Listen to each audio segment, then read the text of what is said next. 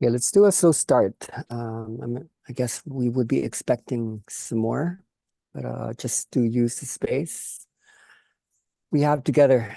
Um, it's good to, yeah, just use the time we have. Thank you for giving so much of your passion, your interest, your journey.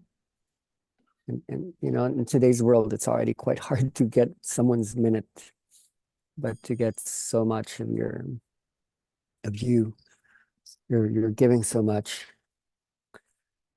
Okay, so welcome to the second wave.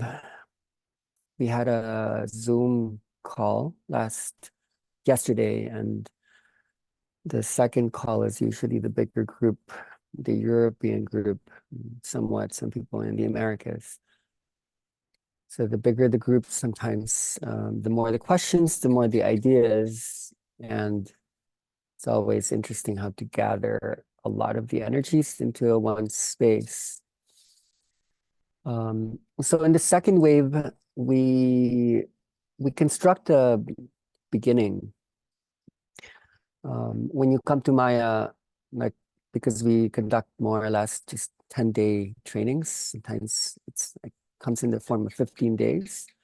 We tend to go straight to the heart of things because we don't have as much time as we do have now, whether it be like 6 months, 9 months, a year. So it's in the second wave that we start going to the point, not just any point, but the concrete point, the grounded point.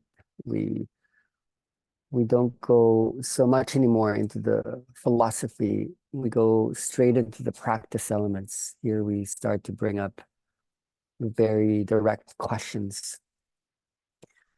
And it's not always easy to construct the material that allows something like inner dance to become clear, to put things into words, to make the invisible visible.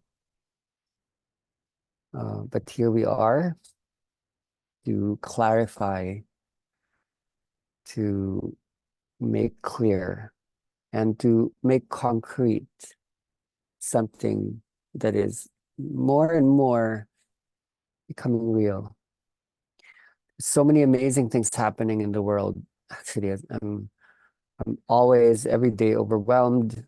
I'm happy that I'm awake during the really early hours in the morning because of these Zoom calls, and in the quiet hours or even minutes, I'm really just able to process while many people are sleeping, all the amazing work happening in the spiritual journey and in schools and in jails and in addiction programs and in companies and in the medical, psychiatric, psychological fields.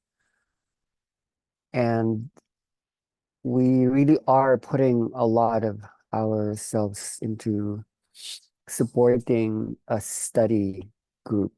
We're really just a study group, a global study group, a research group with laboratories that look different everywhere. And when we bring all of these experiences we're having probably together, all these questions, something will formulate.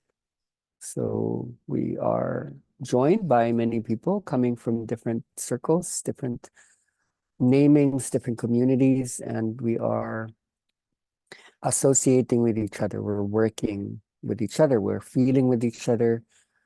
We're collaborating. And I think that's really beautiful, actually. I think it's really great. So thank you for your trust and your time. So today we are going to visit the simple and the complex. We're going to sense this powerful thing. Now, we all have different intentions. Some people are learning to hold the space and are wondering what are the amazing ways to be doing that. Some people are giving information, offering information in the form of trainings and immersions and retreats. Those who are facilitating are also offering information. You don't need to train people for you to give more context and understanding. When you offer understanding, you also gain understanding, and it, that doesn't just help you to hold energy, it helps you to hold your own thoughts, your own growth, your own ideas. Let's call it your notebook, right? A lot of you probably have notebooks. And when you start to work with your notebooks, the tendency is just to keep adding and accumulating information. And it's sometimes hard to keep up with your notebook because the paper notebook gets very linear, and the more you add, um, it's hard to digitalize that inside your right brain thinking process. So we're now as well interested in the energy notebook, where your notes are written on the paper of energy, or the energy of paper, or the energy of anchor, the anchor of energy. And so automatically you will be integrating a lot of what you're noting down. Everything that you're hearing, you're seeing, a lot of that gets noted down. The more you learn, the more you deconstruct, and the more you reconstruct what you might call a self, or the world that lives in the self, or the self that lives in the world. And so I think that's definitely a growth process when people start to realize I deserve more experience, and I deserve more information. I deserve to know, like, and you give that to people. Like, you deserve to know who you are and what you are. And the inner dance is a really great teacher for bringing about a self-knowing and an other knowing. Right. So we're going to do a lot of shared screen today. So let me just set the base. Let's go. We're going to be using all the colors as possible in our wiki system. This is when we start to realize the power the wiki holds. Now, this might be a little bit messy at times because we're constructing this together. But as we use this over the years, we deserve a wiki. We deserve a wiki. We deserve a libraryification of ideas that you may not find out there just like that. So this might change. We might add to this. We might modulate the information. We might edit. We might subtract. This is ours. This is our mind. So I personally use this for sharing purposes. When I conduct trainings, I need to not always be dependent on my paper notebooks.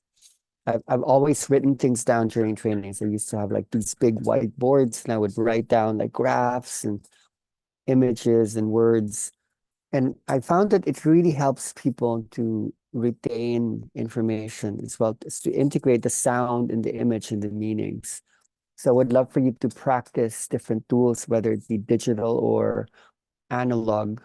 Could be something so simple like a whiteboard, or it could be your laptop working with a projection. The more information you hold, the more tools you would need to practice with, not just the musical tools. Like, you would need creative ways to access information and to allow people to have that same access. Because the energy is big, and that bigness holds many layers, many compartments. So the wiki system has always been the way to go. And maybe on purpose, we're not fixing this so that it looks so, brandy and not nice looking. We're keeping it raw because we like things organic, but it may not always look good, but the substance is there, and we could always improve on this when we're not needing to perfect it and make it look good right now. We just need to make sure that everything is there, and the process itself needs to be that which allows the growth of the library to happen. It takes time. So let me see. We okay, let me go to my iPad now.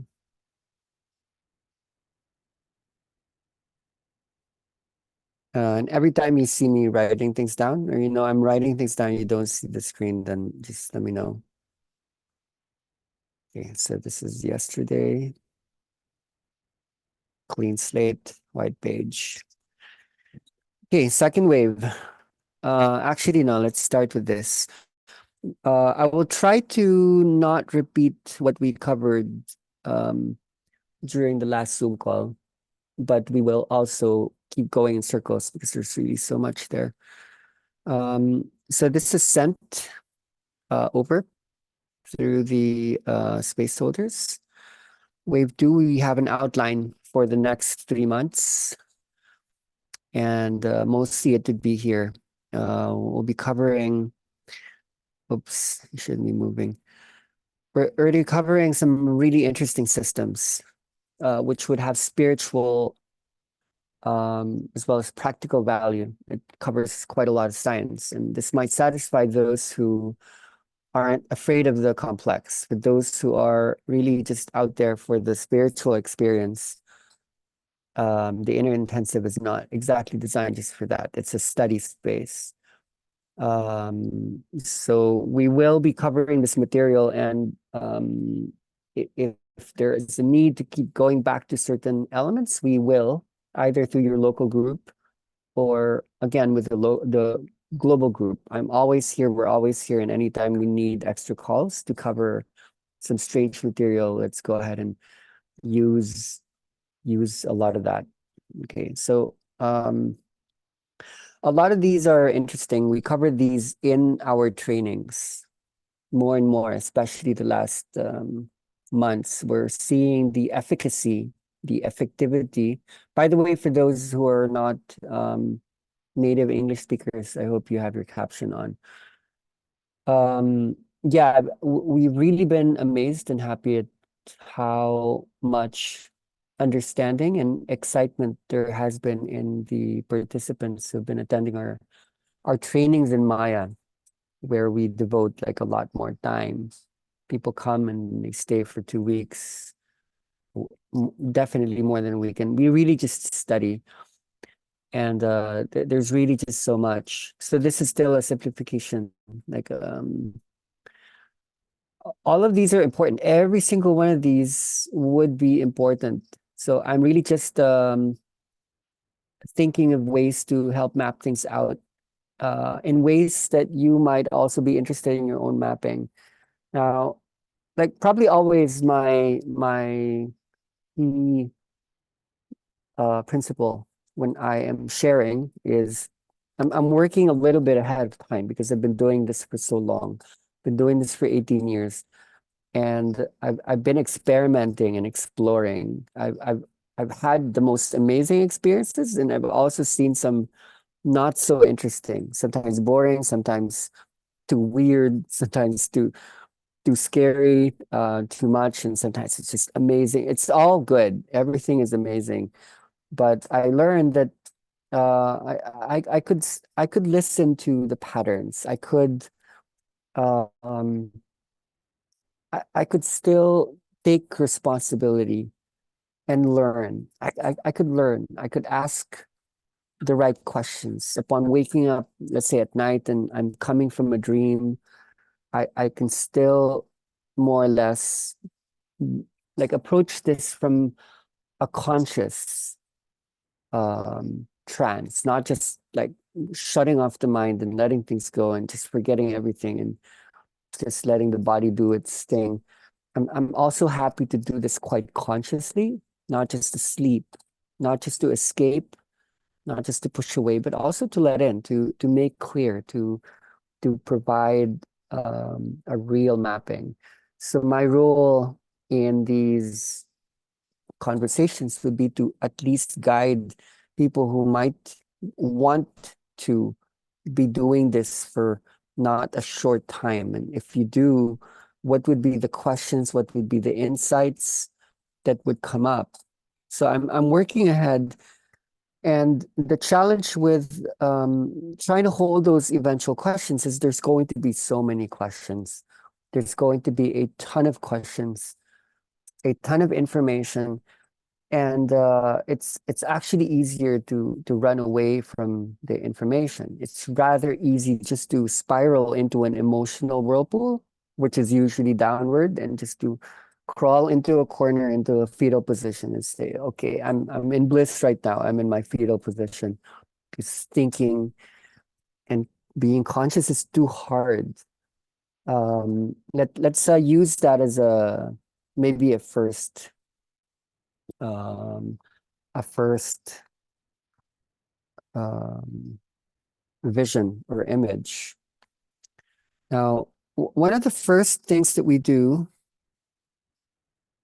or learn to do in inner dance is to shut off aspects so that certain elements would awaken. Okay. I guess some people might want this there, but then we could possibly move this here so that spirit has aspects. That spirit doesn't need to be that which is a fourth. It could actually be that which also has consciousness, feelings, and lives here in the world through embodiment. Um, so when I say shut off, meaning, like when you look at the history of inner dance, a lot of the basic techniques had been about, okay, it's not really about that. Take that away, and then, okay, check. People are feeling their feelings, and check. The thing is moving. It's becoming like an energy, this and that. Um, that has never been really enough. Like when you're holding the space, it does pay to also be present, and the understanding will help. So having spoken this, the mind is really quite complex. There are many functions. I guess like one of the main functions that does get shut down in inner dance has to do with like frontal cortex, especially the prefrontal cortex. Let's say prefrontal cortex activity, which isn't always helpful when you go into a spiritual process, right? When you go to a sound bath, psychedelic journey, when you go into tantric workshop, why would you have that on?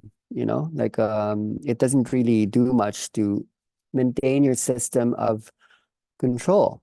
Primarily, the prefrontal cortex it's important. It does many things. We have to appreciate it. It's maybe the latest, the newest, the last aspect of the brain to have emerged or evolved. But the thing with the prefrontal cortex and the frontal cortex in general is it's actually a very expensive space to maintain. It takes a lot of energy to pay attention.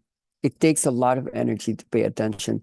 It's much easier to just dissolve everything and just to constantly just go here, like as children would do. Like children would just go into this and this because that's primarily the dimension they live in. But then you have to go to work, and then you have to take care of the kids, and then you have to plan things out. Where do you live? What do you eat? What do you do? So then a lot of this needs to be usurped and quieted down, and we need to go here. So I think a first approach would be to not have to do this thing that humans like to do, to prioritize it. Okay, this is the time of the day where this is number one. that's number two, and that's number three.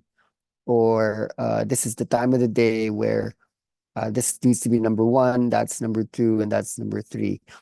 It doesn't pay to do that. There is a way where you could just, okay, am I present? Am I here as my consciousness, as my feelings, and as my grounded state? That might be more ideal. So I think for those studying facilitation work, there's always a particular dominant, depending on who trained you, depending on your own paradigms. Either the emotions will dominate the the physical body or the mental space. Like, what is your dominant? Particularly, maybe there would be a wave where some are allowed to be more dominant and some are allowed to be more recessive. And maybe there comes a time when you can start to track that. Um, you know, like to be more diverse so that you are aware of the layerings that are ongoing at the same time without always mishmashing them to be just one particular wave. So here then like I personally, I've been studying the mind and I've been studying emotions, I've been studying the body for a long time, way before inner dance. I've been interested in spirit, mind, emotions, body for a long time. And especially when I went into inner dance, the inner dance is always teaching me about what is the mind, what are emotions, and what are the body, and how do they integrate. So this then is the reason for why we have the outline that we do have that brings us focus. Um, Normally, maybe we would study psychology or philosophy, depending on how we're, maybe this is more, I don't know, psychiatry, sociology, and then maybe this is more like medicine or biology and and so on and so forth. This is not going to be our approach. That's way too general. What we need to start with would be anything inner dance specific. We're not here to generalize. We're not here to bring you into general medical school. You already have too many options for that. There's free material on the internet. We have to be specific. We're not going to repeat things that are out there already that are primarily designed for what they are for. This is an inner dance training course, whether it be a facilitator or a trainer's course or just a pilgrim's course. Um, and yeah, okay, so what then? Always the starting point would be for a child or an adult causality. Like there has to be a certain degree of causation um, that makes things move, creates, brings outcomes about. So this is the grand philosophical concept that has been there since the mind maybe started to function. Like, what's causing the day? Why am I happy? Why does the sun come up? And so in inner dance, and I know a lot of you have different names, especially Kundalini, life force energy, and Shakti, and so on and so forth. But for now, we will use inner dance because the techniques and paradigms that evolve around these conversations are inner dance. Causality wise, then within this construct, let's make some space, make that smaller. Causality would be okay, like the facilitator is often causing the thing, or like the music is definitely doing something. There are certain aspects of when people do that's doing something. That's the story of doing something.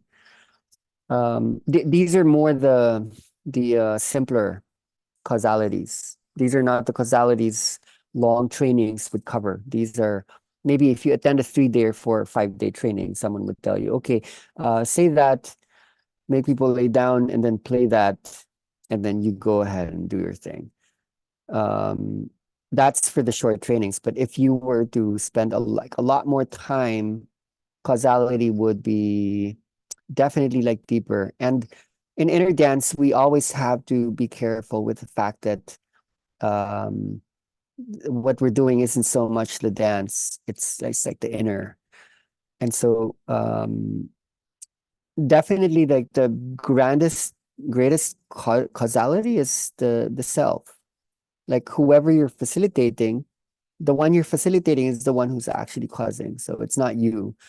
We get into this temptation. I'm causing your healing. Like I'm the healer. Like you're the student. You are the disciple. I'm gonna transmit. You're gonna receive. Okay, that's not inner dance. That's like an some outer something else. So um, I would say like when we study, if we were to think of the self as a person, because that can get very egoic as well. That can get oversimplistic. What we're interested in is a system. The system is causing itself, like however you want to design the system. And in this case, in our studies, the the causal system that has been the most interesting has been always the autonomic nervous system. This is the part of the nervous system which helps to govern all the other systems to be self-autonomous, self-automatic, self-wise, self-moving. Like it doesn't need instructions. It knows what to do.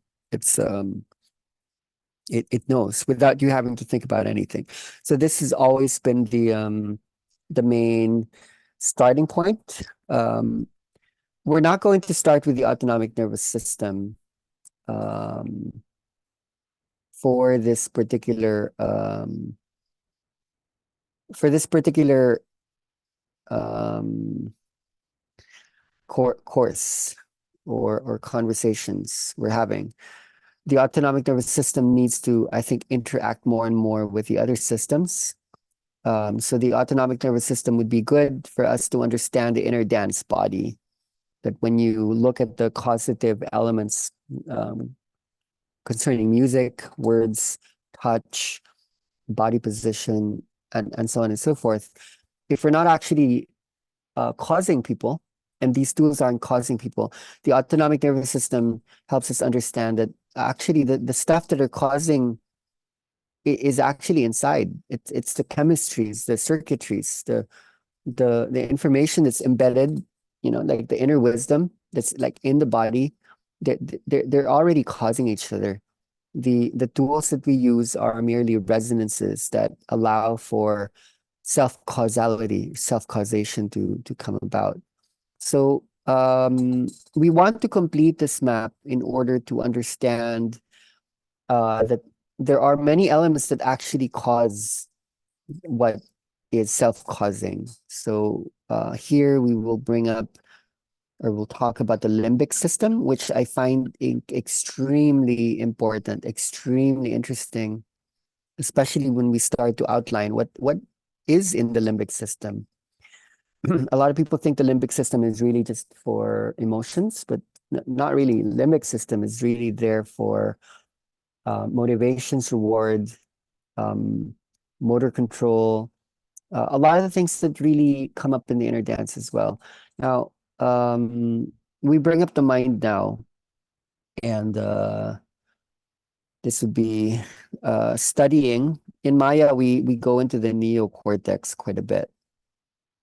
Okay, we'll open some of the maps just so for you who does have access to the website, you can start with the complex. Right now, we're meta mapping.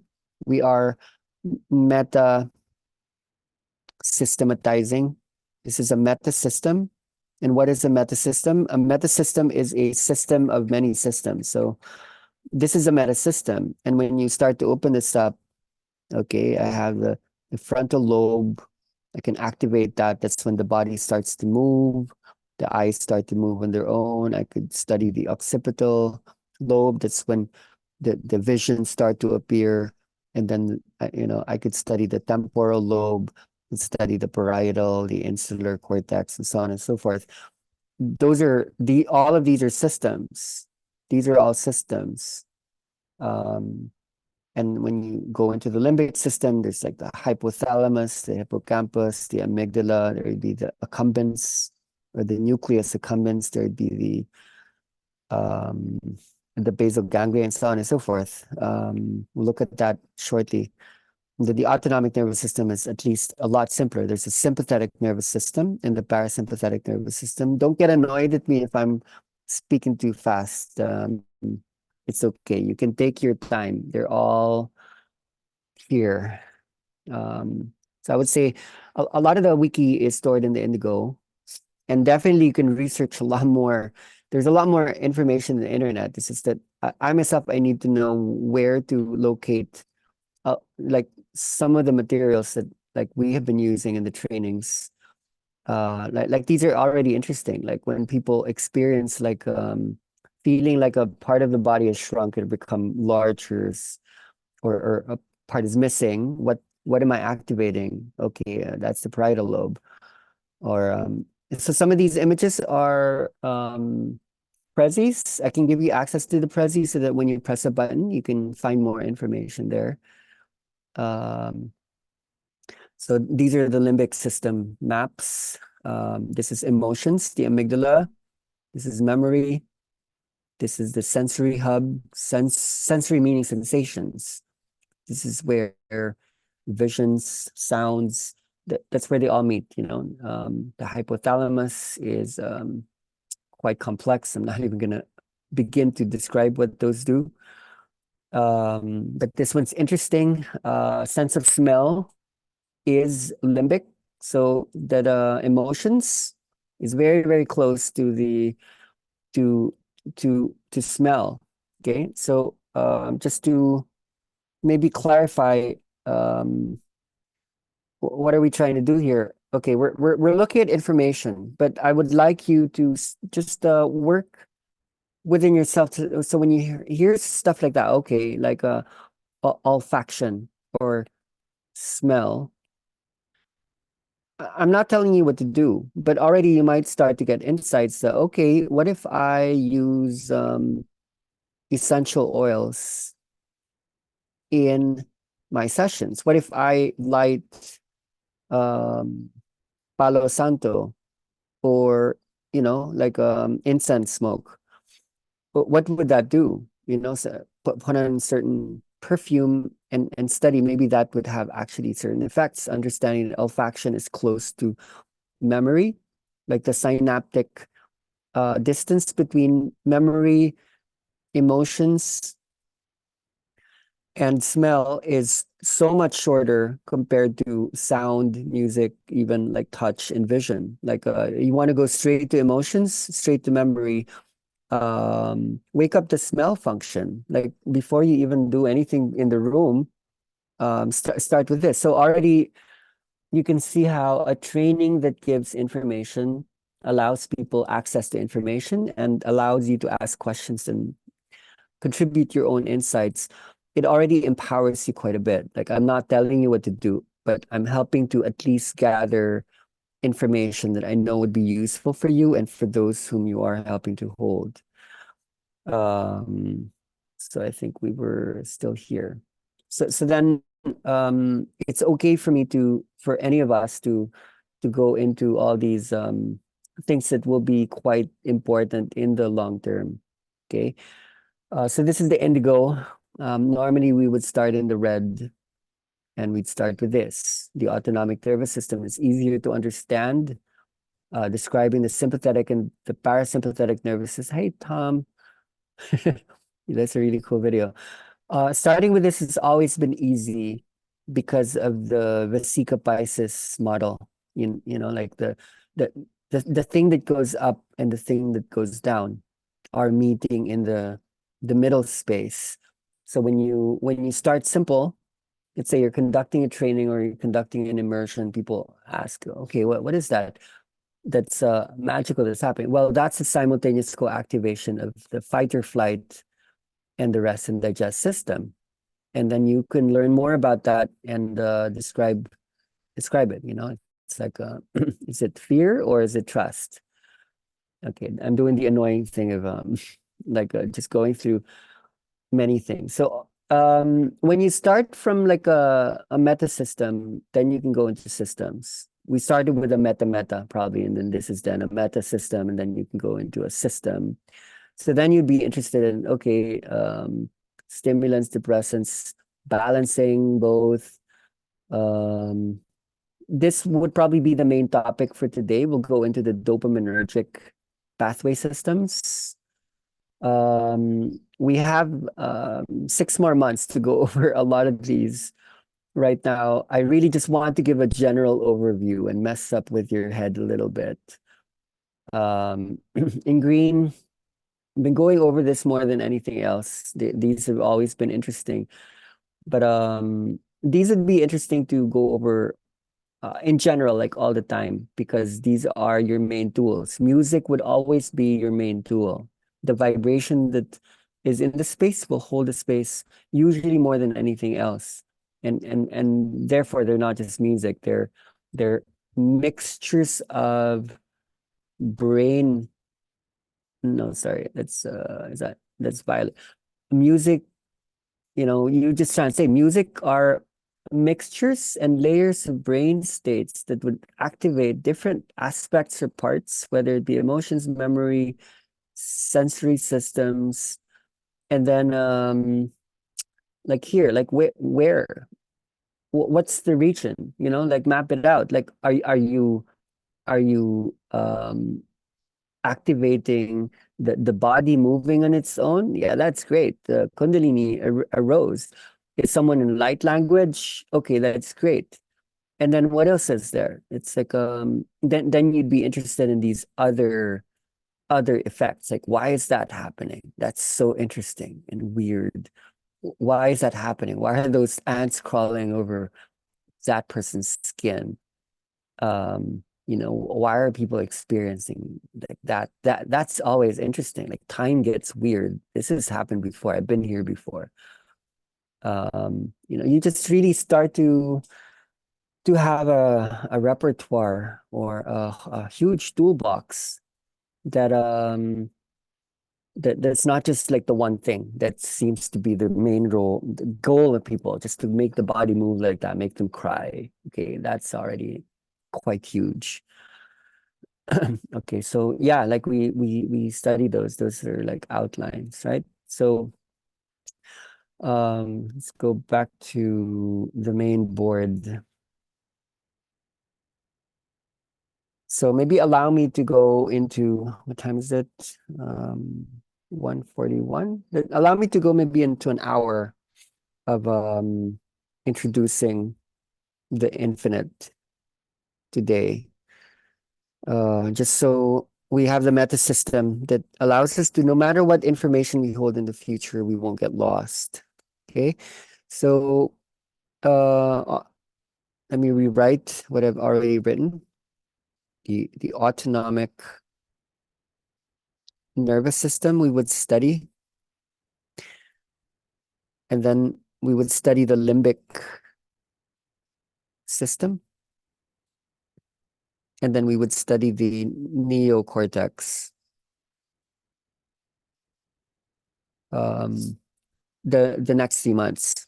We'll probably hold off on the endocrine system, which holds its own complexity more towards the next wave. But in no particular order, these are all interesting and important. Okay. Now, we don't study them usually one at a time. It would be more amazing to actually study the interconnections between these. Okay. Actually, maybe a better way to do this is maybe just triangulate these. Okay. We're not prioritizing the neocortex is important. We're just putting it there just so we can have a triangle. Um, the the study isn't so much like these one at a time. That's always a temptation. Okay, let me study one at a time. The inner dance doesn't do that. The inner dance more or less co-activates these. And what we would study then wouldn't be like what's just inside the box or the circle, the square, the rectangle, what we would be studying would be like these lines. These would be what's more important and interesting. It's the interface, the interconnectivity between these, that they're all kind of hip together. And when you do something to, let's say, the mind, that's going to affect the body. You do that, that's going to affect the emotions. So we would study, okay, who's affecting who? Back to causation. Um, what is causative here? Is it like emotions causing the mind, triggering the mind, or is it the mind actually triggering like body functions, whether it be like heart rate, breathing, whether it be the body movements, which is kinesthesia, whether it be like hot or cold, which is temperature, or is it pain or pleasure? Is it nociception? Is it uh pleasure? Is it addiction? Like what am I doing here? So the power in the study and in the experience, actually, it's the reason why inner dance is so powerful, it's so healing, is because we are activating the connections between these. We're allowing these to cause each other equally. Um, say when it's too much mind, honestly, like when you don't access emotions, then when it's too much mind, you tend to maybe reduce like a lot of the information that otherwise would be available in the emotional body. But when you're too emotional, definitely when you're just spiraling into this abyss, this the void, then that's where the mind really needs to kick in. That's really just becoming escapist sometimes, or asleep. There's an aspect of emotion that really could just loop and not go anywhere. So the mind normally performs growth, and emotion can help in the regression process that allows us to access the inner child. Let's say we need to go back. There's something that we didn't see. Need to go back there. So then, if you're interested in that, then that's when you start to ground things. Okay, how do I work with the amygdala? How do I work with the hippocampus? We will keep repeating these terms for those who are not familiar, that, okay, that's the emotional region, that's the memory region. And then what are the techniques to awaken an old memory of a person or the earth or the human or the universe? Like what are the techniques that are waking these up? So there's some degree of complexity here. So as to simplify, let me show you like an inner dance construct that I've actually been using this for so long. I was thinking about this today. I've been observing this for a long time. Like I've been sharing this in my training since maybe 2000 and like 14. So more than 10 years already. I've been looking at the role dopamine plays. I haven't always just talked about life force, energy, kundalini, shakti. I knew, we knew, like a lot of us knew very early on that there was a dopamine um, function that is activated extremely strong in the inner dance process. So the dopamine pathway system has always been extremely important. Now, I want to bring this up to date specifically as a starting point, like in a first call type of setting, because dopamine is actually a really good, it's a really good chemical to understand how the autonomic nervous system, the limbic system, and the neocortex are um, either causing or dominating each other or balancing each other out. Okay.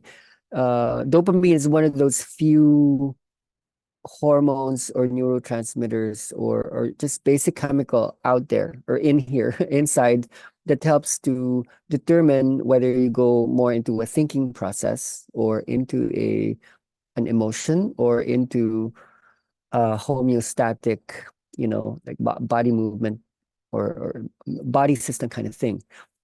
So it pays to study dopamine, and not to oversimplify dopamine as really just a rewards um, systemic tool. Dopamine, as many know, is responsible for addiction, but it's also responsible for many things. So we don't judge, we don't cancel out. Dopamine is important. You destroy dopamine pathways in one area. You could either lead someone into an emotional whirlpool, into a psychosis, um, into memory loss, into motor function problems, especially like Parkinson's disease. Like that's dopamine not going to a certain area called the nucleus accumbens. So we need to study the pathways of dopamine to get to understand. And I want to name those pathways today. It's something I've never done because I didn't see the need, but right now, because we're studying for a year or half a year, we need to name those pathways now. We cannot escape not naming those pathways. Um, so firstly, before naming those pathways, let's first understand what does dopamine do. Now, just to justify, dopamine is easily sensitive to music. You expose people to music, dopamine will be released. Not in any just one way. There are numerous ways in which dopamine can get released. Um, you when you touch someone, when you hold someone in a certain area of the body, when you even speak certain words around people, dopamine will tend to release, and dopamine will organize. Um, yeah, dopamine will organize um, certain things. So what would be those that dopamine helps to organize and to send orders to? What would dopamine signal? If dopamine itself is a signaling mechanism, then what would it signal? Dopamine was let's look at the functions. These are functions of consciousness, of emotions in the body, and then let's look at the corresponding brain region. Dopamine will influence the frontal cortex, specifically the prefrontal cortex or the ventromedial frontal cortex. But let's put prefrontal cortex. So that allows you to be attentive, to pay attention, to plan, to just perform the linear functions of the mind that are normally important during the wake parts of the day. The prefrontal cortex is not usually on when you are sleeping, especially when you're dreaming. The prefrontal cortex shuts down. So you can see here that what we are wondering about is how do you shut this off in the beginning? This has always been one of the first um, stages in the inner dance process. And when you study the wave, the circadian rhythms, the inner dance playlist, one of your first goals is to de depress or lessen the amount of dopamine that's being sent to the prefrontal cortex. And all these tools, to say asking someone to lay down, that already decreases the amount of dopamine, like that's being sent from we'll talk about where it's being sent from. And then when you ask someone to close their eyes, you're already also releasing dopamine that's normally being sent out to the prefrontal cortex. Let's say when you extend someone's right arm, so let's say their legs were more or less like then when you open up someone's lower regions, it it helps to shut off the thinking process. Just through proprioception, you're able to control dopamine pathway systems. So that's already quite interesting, right? So the other functions that's influenced by dopamine would be, say, the amygdala is a major part, and this is responsible for emotions. So dopamine is normally sent into the amygdala in order to help people to especially feel good, especially we'll describe the pleasure-seeking centers of the brain that you can activate or not have to activate depending on what your intention is. Do you want to please people? Do you want them to be happy? Do you also want to lead them into addiction so that they keep going back into your workshop space so you make a lot of money and you become popular and you feel like you're amazing as a healer? Or do you learn to maybe not always do that? The amygdala is not only responsible for emotions. So if you're not just hitting the pleasure-seeking elements of the amygdala, you can also the amygdala is more to do with aggression and especially fear and anxiety. When you trigger the amygdala, you actually trigger fear and anxiety. I wanted to go into like a case, an interesting case, like historically. There's this guy, his name's Charles Whitman. Okay, I don't know if you know about this uh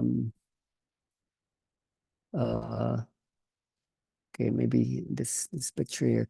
There's a Texas tower shooting where this guy just went to the top of the tower and started shooting people. He basically killed about I think 16 people.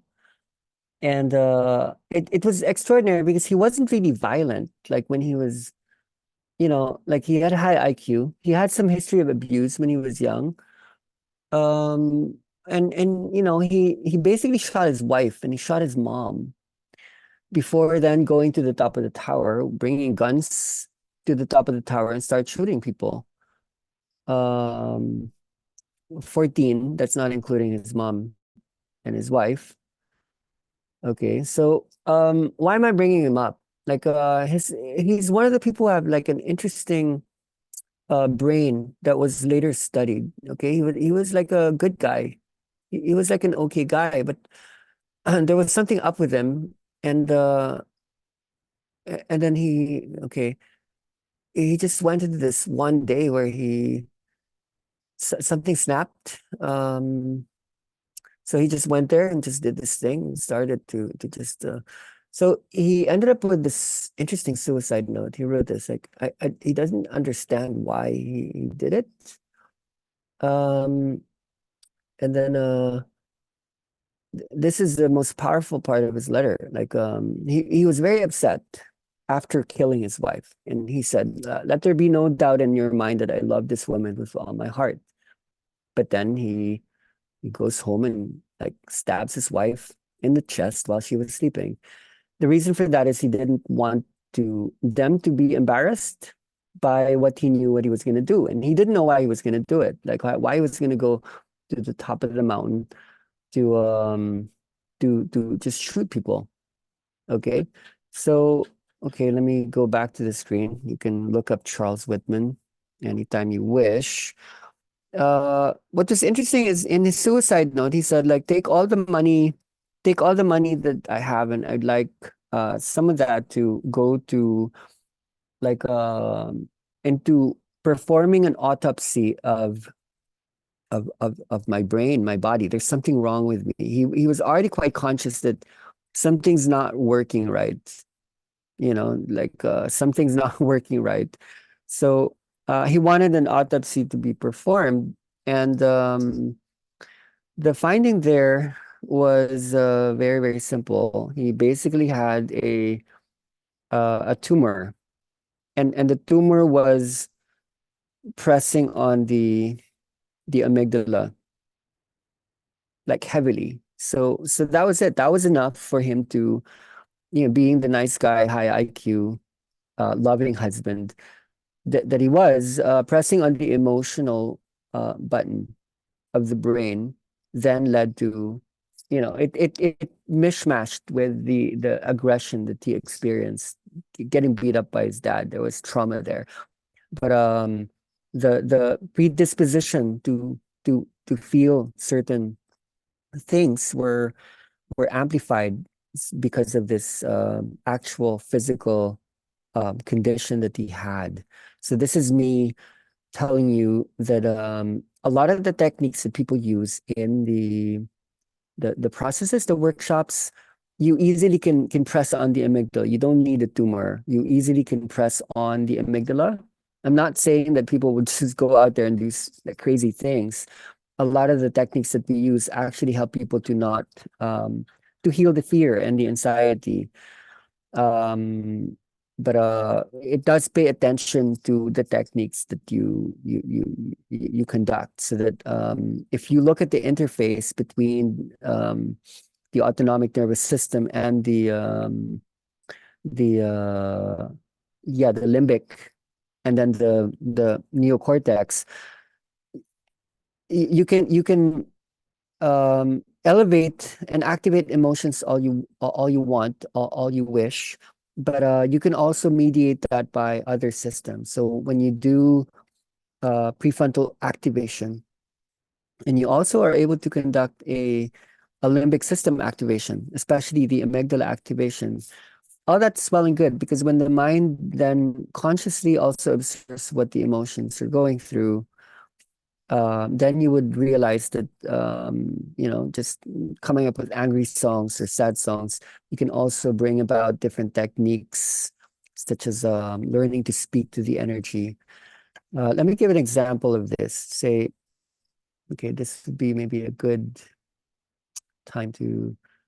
Okay, I'm sharing sound. Let's look at some videos. I lined up a few videos that were in my computer into here. So here are some different inner dance video examples, just super quickly going through them. These are like tribal people in the Philippines. This is probably one of the oldest videos that I was able to use to document inner dance.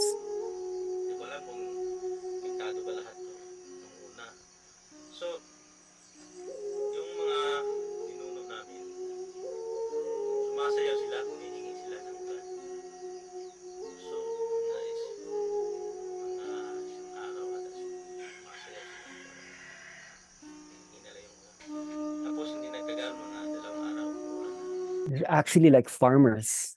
These are biodynamic farmers in Mindanao, and I was helping them to let the plants grow better through inner dance. This is one of the first videos I also was able to uh, put out to document like some really old. I'd never experienced a complete letting go before in my Just to previous look at the differences in the spiritual activations of the experiences. different systems. It was a wondrous feeling to be completely free, completely without thought, completely without emotion, but being aware of what was taking place within my physical body. For me, my first inner dance experience had complete full body convulsions, also very intense. Yeah, these are just some old old pictures, old images. What I wanted to show is more of this sorry, this particular one. So I was working with this guy. He was living in India. No, in Singapore, and then he lives in India. He went to Maya. And what I was working on these years was, what if I didn't use music? What if I facilitated people using words? What if I could speak to people while they were in deep emotion and deep energy? If I could speak to them and they could speak back without losing the emotional, energetic, body-based wisdom, what would it look like? And this is like one of those times, just to look at like maybe here, where is that? Green. It would be like here, where we were using spoken words rather than music. Like rather than music, spoken words, where there would be different types of feedback that's not in some of the other techniques. It's more music dependent. A thought is an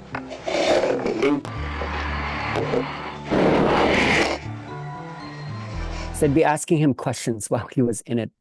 There wasn't really music in the background. I just put on the music when I was constructing the video.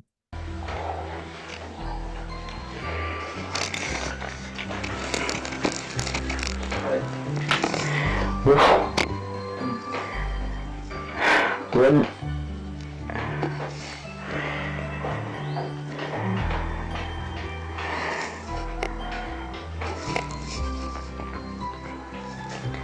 the thought alignment aligns you.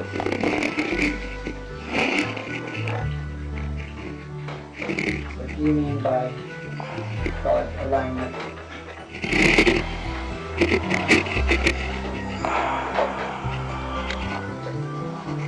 Are you aligned now? Yeah.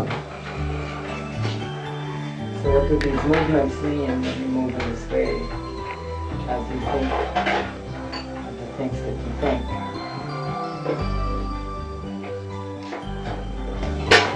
The movement is the experience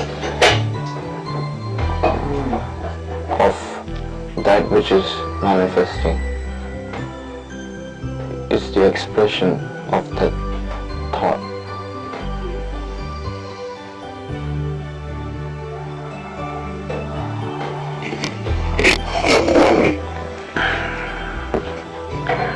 As the movement goes up, how does that change your experience?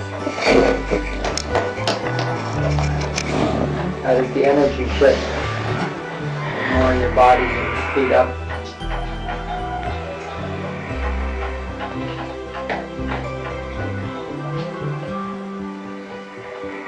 Your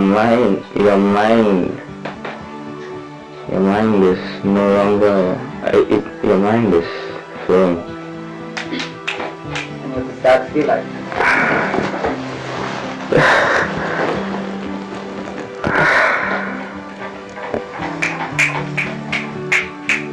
See, what does that feel like?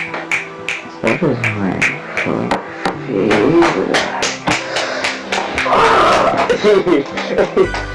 it feels good. That the energy, wave, color, frequency.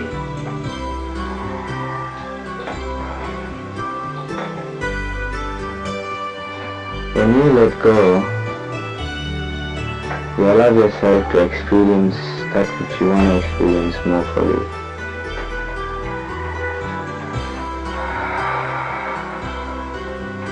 When your energy is moving freely, that is when the energy is built up, there is lesser, or rather no sense of judgment. It's more of an observation.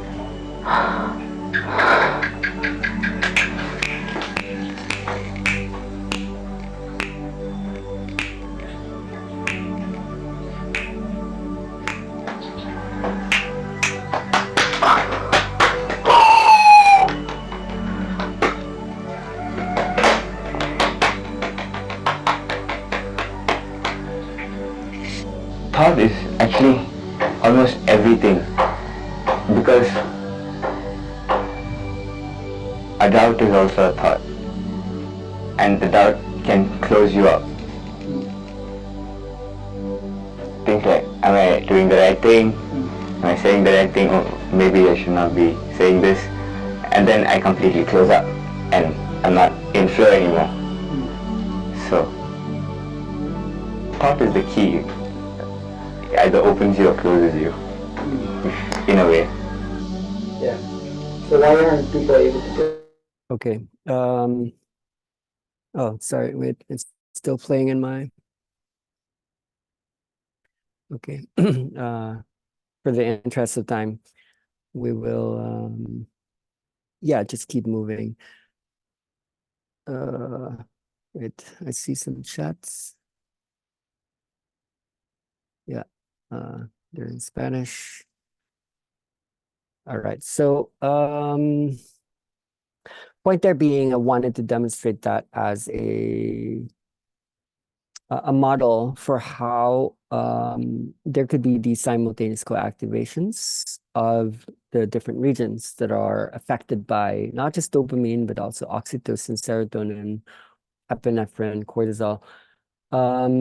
This is to say that the original techniques in inner dance had always been to shut this down.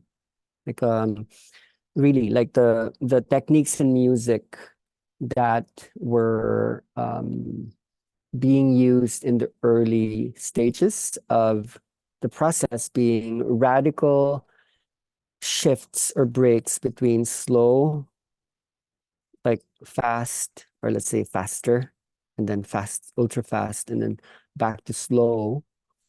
The transitionary changes brought about initially a rewiring of the brain, whether it be just momentarily or temporal, that the prefrontal cortex would need to shut down.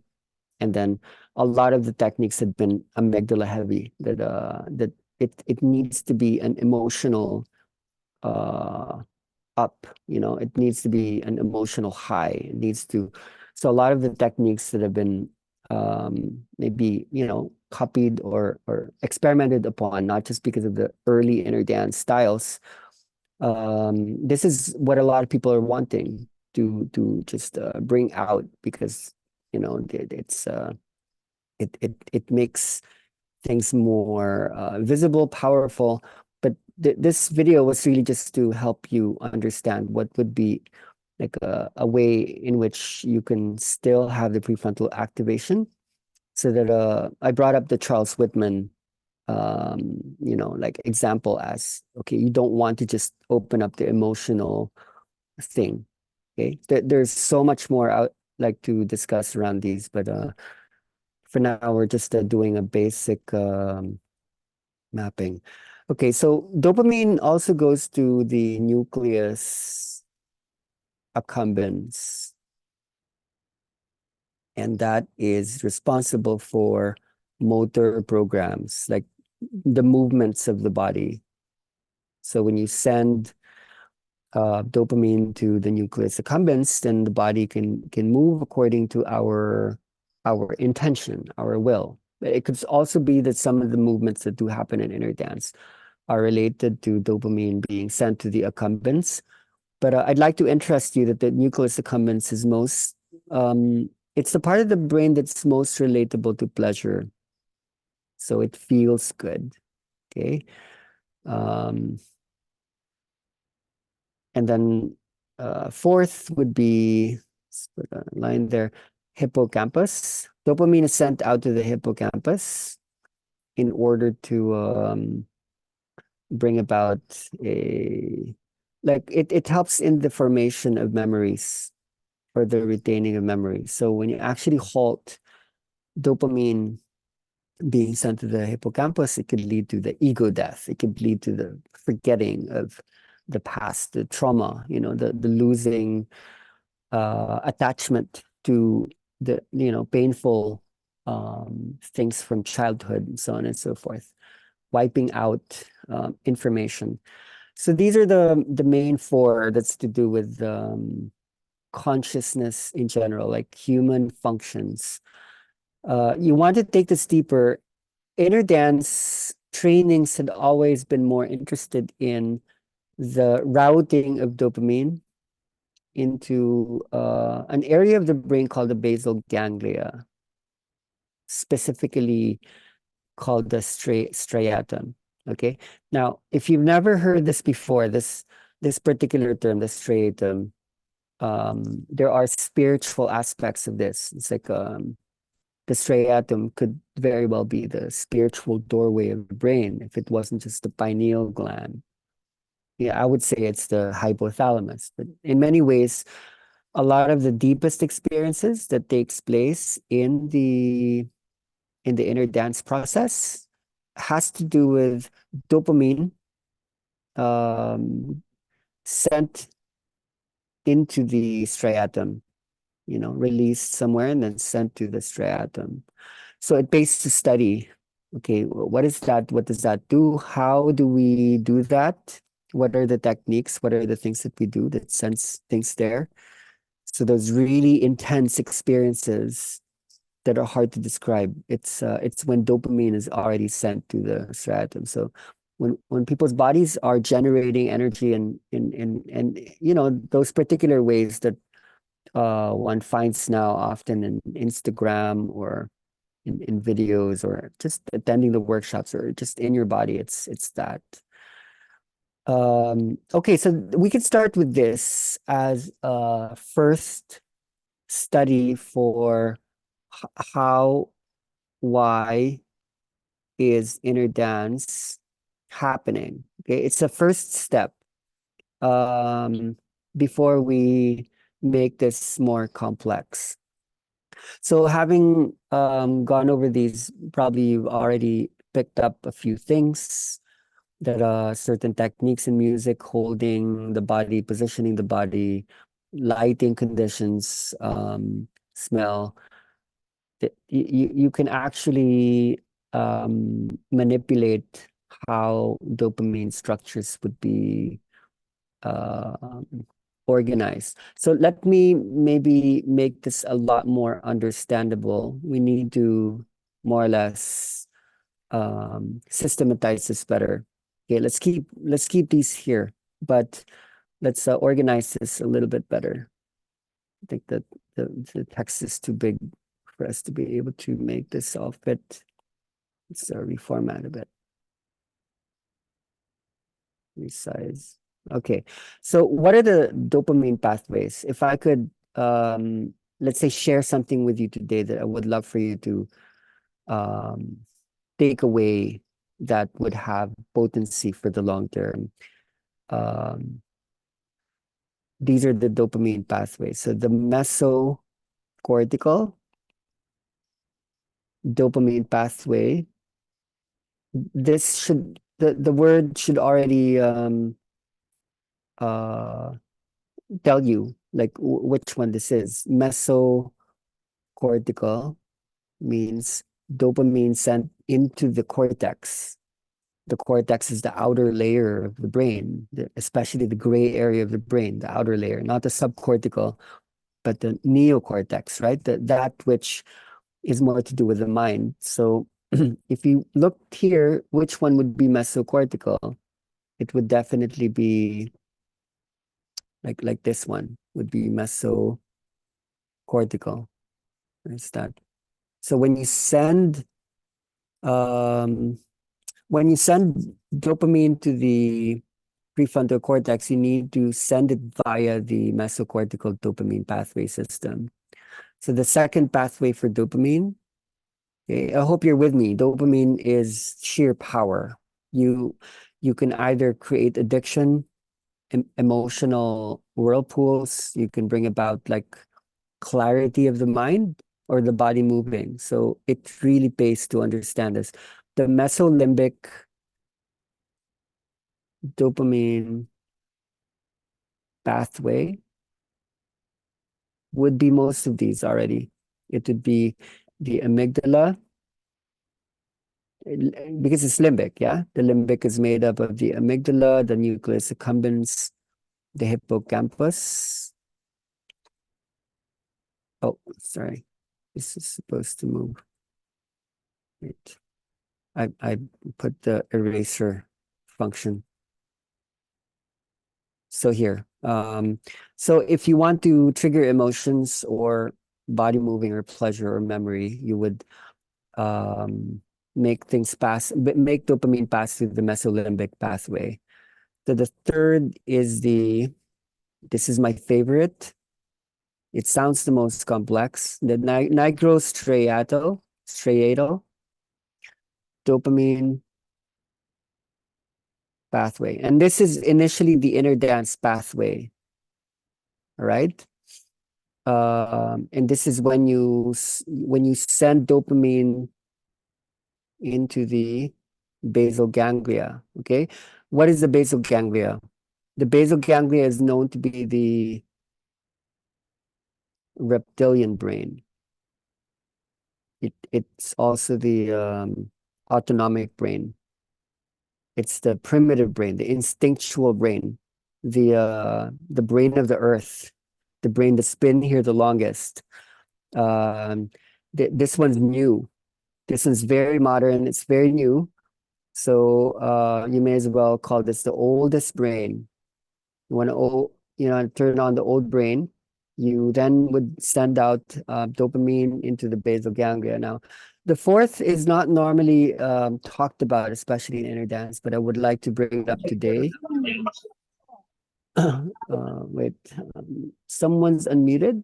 So wait, I'm going to maybe just see.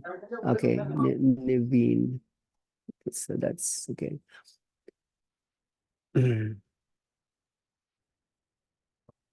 All right. So this one's interesting for those who have questions regarding psychosis or schizophrenia. This is called the tubero. That's why it's important or interesting to learn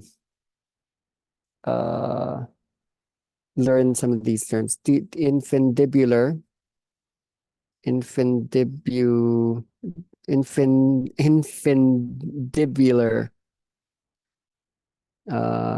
dopamine pathway.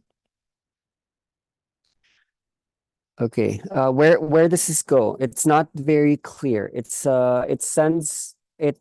this particular pathway is responsible for more of a particular hormone, and that hormone is prolactin. Okay, so for many who know prolactin is the hormone responsible for milk production for mothers who are nursing. But prolactin is also responsible for learning, for knowledge systems. The thing with prolactin is it is being implicated for like high levels of prolactin, or maybe even ultra low level. It's confusing, but high levels of prolactin is responsible for is being implicated for early stages of psychosis and schizophrenia. So I don't want to go into a judgment that this might be seen as a bad thing from an Asiatic point of view. This has spiritual properties. And so you want to be careful with this because we can sometimes induce a psychosis. But at the same time, we are inducing a spiritual psychosis in the process. Because the dream state is, in a way, a controlled psychosis that we go through every night. It's just that when we go through this in the day, people might go and get into trouble. So a lot of certain antipsychotic medicine is actually to inhibit prolactin.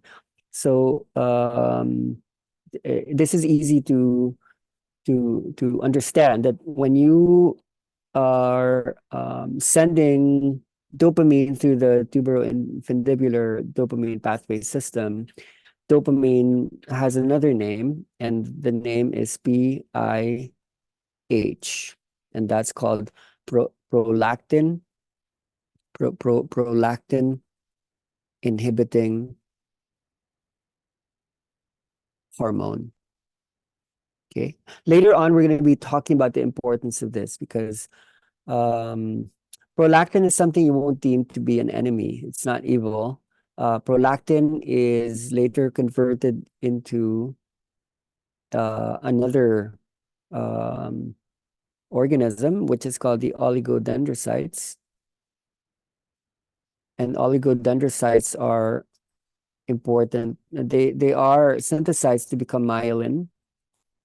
And myelination is important especially for growing adolescents. Like when myelin is responsible for wisdom and insight. It allows for transmission of information to pass through synapses in the brain so that the information can travel faster and longer.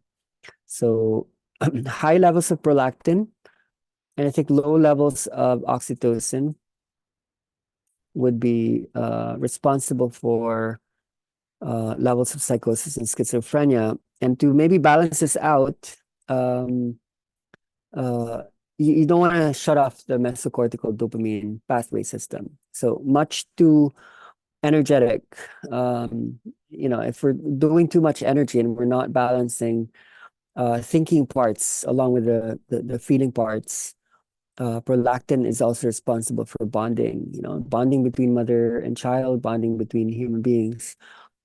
Prolactin is beautiful, but like too much of it may not always be good, especially when you're decreasing the amount of dopamine that might be sent out to. So this is tricky because to conduct the process, to say, okay, I want people to go into the thing. I want them to go wild. I want them to go deep.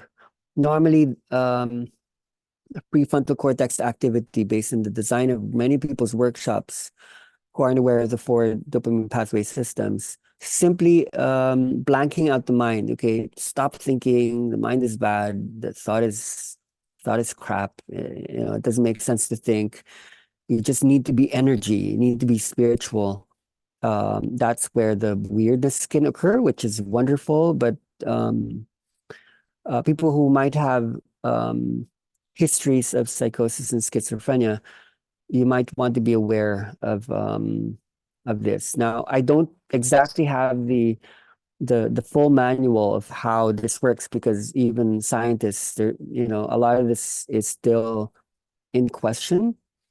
Even for those who are on antipsychotic medicine, like the variables are quite so you can approach this for now from a spiritual standpoint and not be too stressed out that you might have problems. Definitely, like psychosis is a kind of dream state, and we will just be careful and maybe interview people a little bit better based on the the techniques for work that we do. So this is a general picture that I would love to open up, maybe even to discussions. Later we can start to understand the other hormones and neurotransmitters beyond dopamine. Dopamine would be the most powerful. So I don't want to go too much into specifics, primarily because we have a lot of time to study together. I'm really just bringing up dopamine here to clarify how just this one neurotransmitter. Okay, here's where we can have fun here. This one neurotransmitter can influence like here, we said the neocortex, and then here, the mesolimbic, okay? The neocortex would be the mesocortical dopamine pathway system. The mesolimbic pathway system would trigger the limbic system, and the nigrostriatal dopamine pathway system would trigger the autonomic nervous system. So here you have the interconnectivity between the different parts of what Paul MacLean initially called the triune brain. We're improving on the triune brain model of Paul MacLean. For Paul MacLean, the triune brain system was the neocortex, the limbic system, and the basal ganglia. Here in the model that we're having to improve, the basal ganglia is actually a part of the limbic system. So rather than rather than the primitive brain just being the basal ganglia, the primitive brain could be the entire autonomic nervous system unto itself. The entire autonomic nervous system could be the old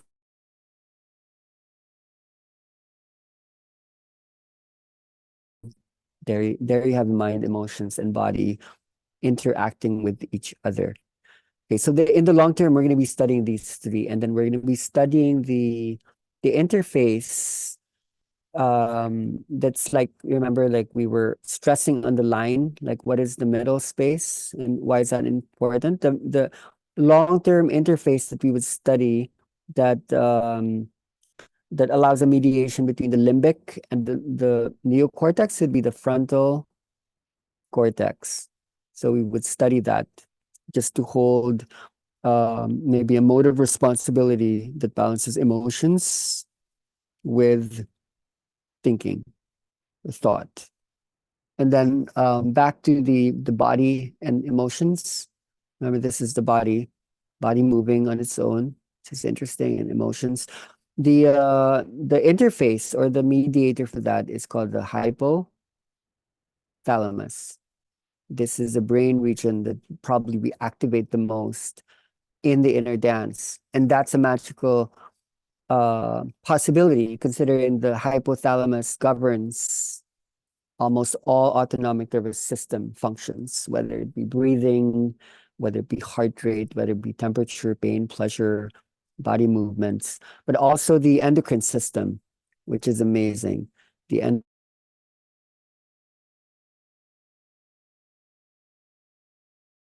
adrenal system. This is what performs long-term change, like in the body. So the interface between the autonomic nervous system and the endocrine system is also the hypothalamus. So you want to understand how to trigger the hypothalamus, which is divided into numerous nuclei or nucleus. They have different zones responsible for hunger, thirst, sexuality, reproduction, digestion. Like the hypothalamus takes care of like all of that. And if you can take care of the hypothalamus, you can really bring people into balance. So I think this is interesting to bring up in the outlining that we're doing, for you to have a metasystemic introduction. So when you study the mappings in the yeah, like it also helps you to come up with better questions. Okay, so let's go back to the screen, knowing that it's there. Sorry for like hip hopping back and forth these different areas. I'm also justifying why are we studying all these to begin with. So I'm wondering if we can leave this dopamine map. You have it, it's in the video. If you haven't copied it, it's just there. Okay. Yeah, it's really like a mind map. Like the VTA would be like an interesting thing to start out with. This is called the ventral tegmental area.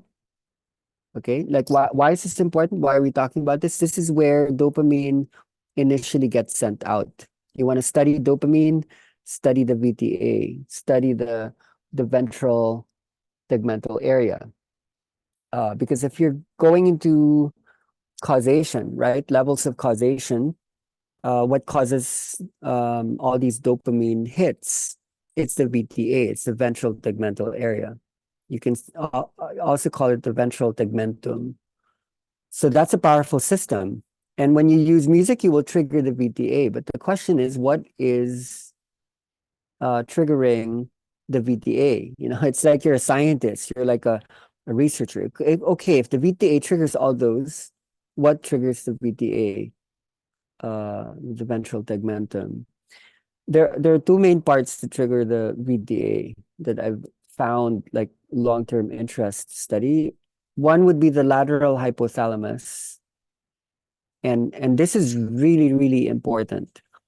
Okay, the hypothalamus gets triggered by almost anything. You know, you're stressed out, you are you're running away from something scary, you're hungry, you're horny, you're busy, you're sleepy. The hypothalamus would coordinate like a lot of that. But the question is, what is the lateral hypothalamus famous for? If it's causative for the VTA, what is it causing? Now, what it's causing is hunger. Hunger. You want to be careful about that, because if you are sending out dopamine to all those different functions and regions of the brain that we've outlined, the more you keep adding to that, there's a part of the hypothalamus that conducts satiation, meaning like, I'm okay, I'm full, I'm good, I'm beautiful. Yeah, I don't need anything. I don't need to go to your workshop right now. I'm okay, I'm perfect, I'm beautiful. That's a whole different region of the hypothalamus. That's called the ventromedial.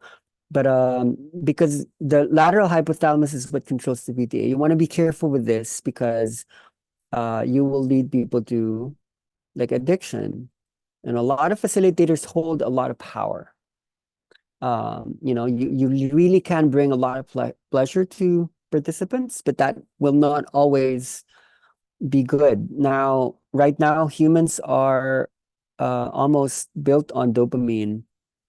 That as soon as they wake up, they go to their phone, they look at how many people like their posts on social media, what kind of feedback would they get, what kind of validation would they get, because they need their dopamine hit. So much of modern lifestyle is built on dopamine, and it's really causing suffering. So learn the terms, learn VTA, ventral tegmental area, the tegmentum, the ventral tegmentum, that a lot of the techniques in the energy process, the basic workshop that costs people so much money, we're actually becoming pushers. And the causative is hunger. So be quite careful with that. The other causative for the VTA is called the dorsal raphe nucleus. Now, this is a beautiful part of the brain. This is in the brain stem. You want to get to know this particular being or entity, because that is the part of the brain that sends out the most hydro five high let me just say the simple word is serotonin. That's where the most serotonin production is happening, that gets sent out throughout the rest of the brain. Serotonin is produced in numerous areas, but the dorsal raphe nucleus is that's where serotonin is sent out the more. And a lot of serotonin is about like mood. So when there's an absence of serotonin, there is a tendency for depression. Okay, so there is actually like a time of life when serotonin goes down and you don't necessarily go into depression. And that's when the dorsal raphe nucleus ceases to fire. When does the dorsal raphe nucleus shut off? It's in the dreaming state. It's in the REM sleep state. When you are sleeping and when you go into REM state, you actually undergo a kind of depression where your serotonin levels would go down. There are many reasons why serotonin levels need to go down in REM state. Serotonin might lead to happiness, satiation, or joy. It also leads to attachment. It doesn't allow synaptic connections to travel very far. And when you're attached, you will then not be able to go into like a wider perspective for which dream is responsible for. So it's very interesting that serotonin actually helps to control or modulate the VTA. So this is to say that you have a lot of tools. If you're working too much on what a lot of people call like high energy, this and that, I want to blast people through the roof, I want like an amazing process, this and that.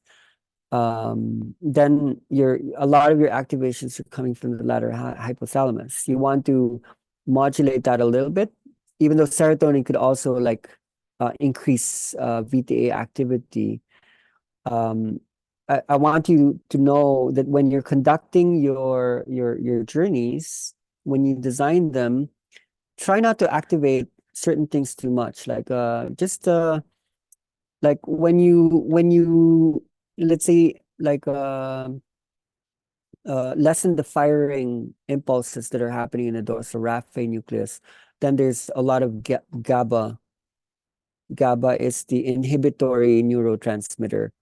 It's what helps to slow down firing patterns, which ironically actually increases the ultra high firing patterns becomes possible when you lower like a lot of the firings that are creating addictions and attachments and so on and so forth. So this can become practical, is what I'm saying, that you can apply this to the work so that in the different stages of the playlisting system, that you would always have these drops, that you would begin with a drop, you would end with a drop, and in the process, you would also hold the drops. Or let's say you're now designing your vibratory setting, maybe this is high, this is low, then you're starting to experiment with high gamma, high frequency oscillations, not just like emotional. This is like emotional, like the ones at the middle. Then this would be like delta, like really, really slow. So rather than investing a lot in the emotional elements, which are really amazing and valuable in different stages in people's lives, but to bring about balance, when you learn about these, how you bring about the dream state, if you're not just dependent on the VTA mechanisms, then you'd be more interested in like super low, super high, rather than the basic techniques that have been learned over the years, which is the sequential. Okay, I go here, I go here. We will be studying that because that's still quite important. I go here, I go here, I go here. Kind of like a journey that's like a human journey or a heroic journey.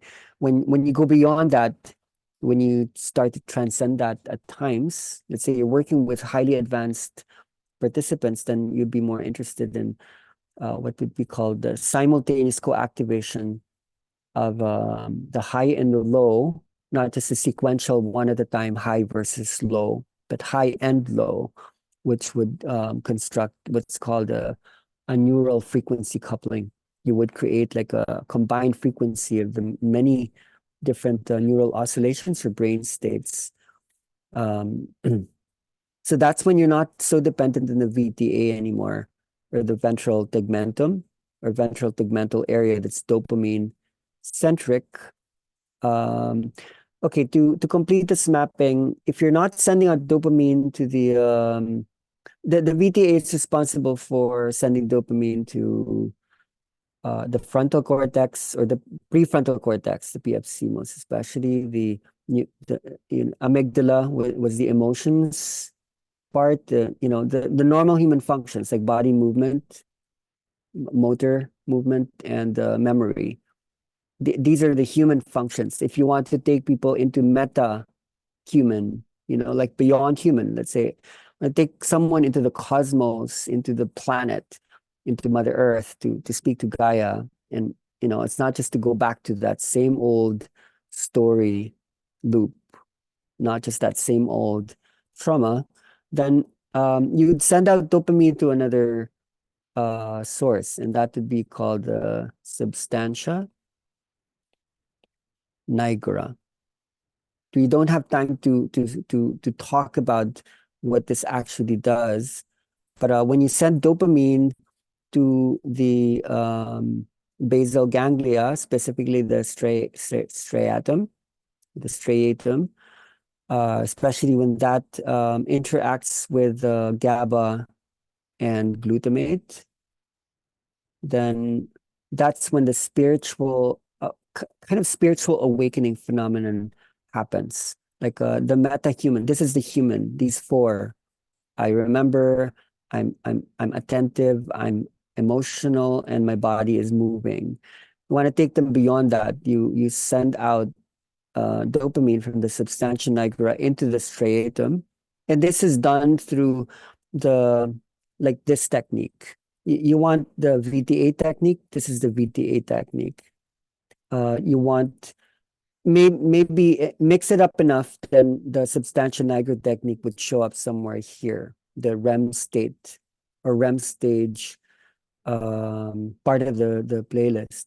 But you want to really work on meta-human levels. And a lot of people do experience this in much of the work, like no matter how it's being held. Like when you know something's activated, that's when dopamine is being sent out through these circuits. That's when things kind of get interesting. So I think it pays to show what that looks like. This is the striatum. It's a caudate, the putamen, which then is interacting with the globus pallidus. Now, because they're, it's these parts here. This is the striatum. It's not just one part. It's different structures altogether close to the thalamus, which is a sensory hub. So anything that you hear and see, it will enter here, and this is where you remember. This is where you're This is where you're feeling, and this is where you're thinking. Okay, so this is the limbic. This is the limbic system. But so this is important. Like we're talking about the nigrostriatal dopamine pathway system. The caudate putamen globus pallidus. You send dopamine from the substantia nigra to these parts. What would happen is the basal ganglia in striatum does, it is involved with a type of intelligence, and it's called speed of information processing. It's about dimensionality, it's about velocity, it's about like how fast or how slow. That's where we actually start to understand that dopamine, the structure of dopamine is it has to do with time. Dopamine is actually a time cell. Dopamine neurons are time cells. They help to they help to coordinate the clock. And if you want to bring people into higher or deeper dimensions, when remember that the basal ganglia is the primitive brain. It's the reptilian brain. The velocity or speed of information as information enters through the brain stem, through the autonomic nervous system, it's very, very fast.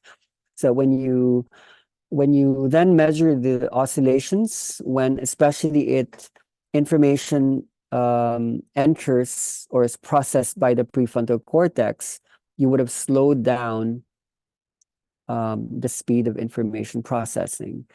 But when it is still operating on the level of the basal ganglia and the striatum, the speed is very, very fast.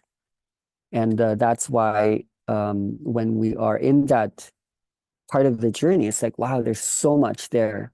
There's so much, because the information is just running through you. It's just channeling through you. So you can see the difference here. It's like be dependent on this, then you're really just creating, like this is the addiction pathway, which is not about satiation, but this is being modulated by this, so that's okay if you balance it out. But then sometimes what I say is you might even want to decrease this when you want to bring people into the dream. So there's some complexity here. It just pays to understand the terms so that when you're holding the space, causative, right? This starts to hold the space as well. Learning the terms, studying this for a year, half a year, this would start to be that which facilitates. It's not just you facilitating, it's you're not the facilitator, and they're not the facilitated. It's the system becoming aware of itself through us that's learning how balance is performed. So yeah, this is maybe enough. I think I've been speaking for an hour and 40, maybe more. Yeah, an hour and 40 plus minutes. I don't want to bore you and give you too much of these things. But so yeah, if you are enrolled, you have access to the wiki. But you won't really understand this without the Zoom, these Zoom meetings, because there's really just so much nonlinear connectivity to all of these. They're all connected to each other. You could try to simplify and then just use simple words that are simple. Some people have done that and they've made a lot of money.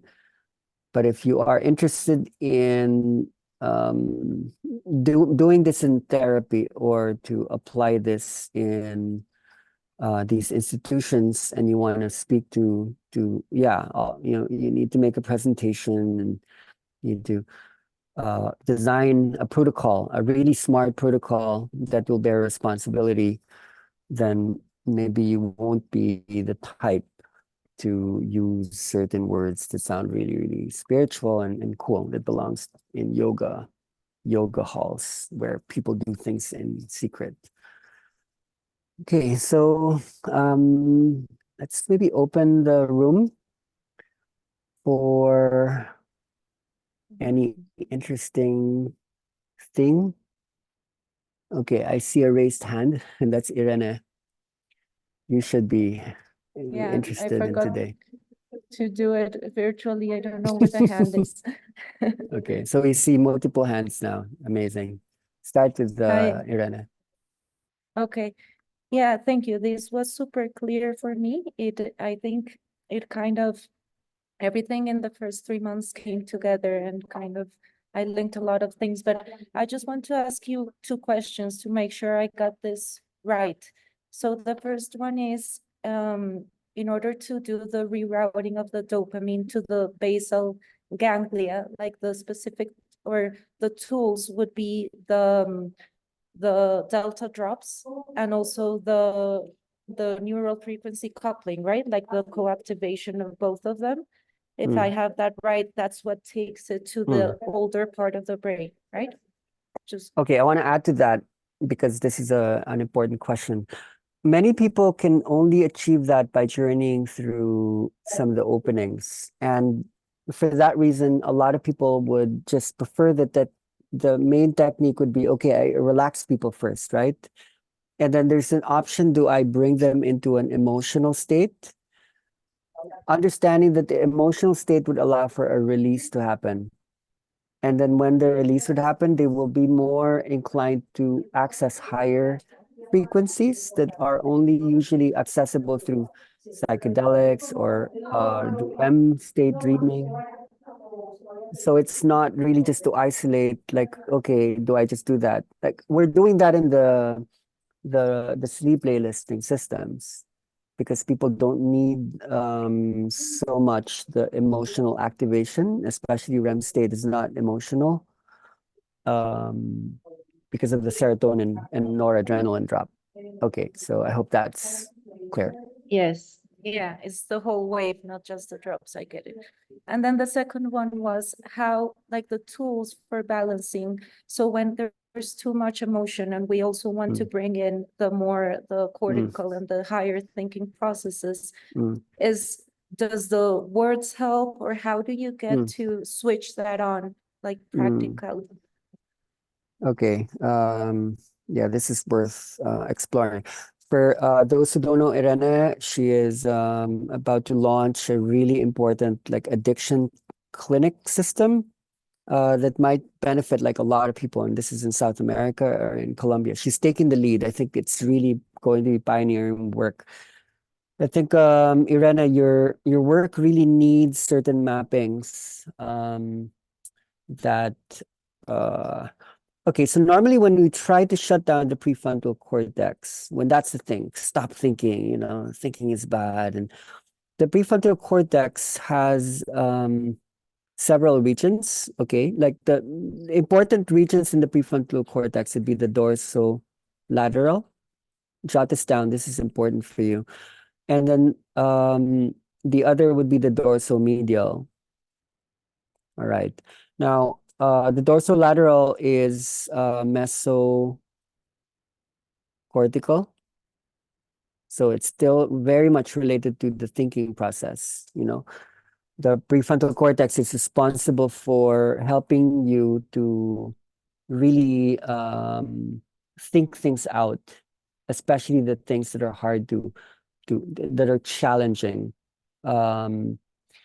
Like for those who know you guys probably know the marshmallow test.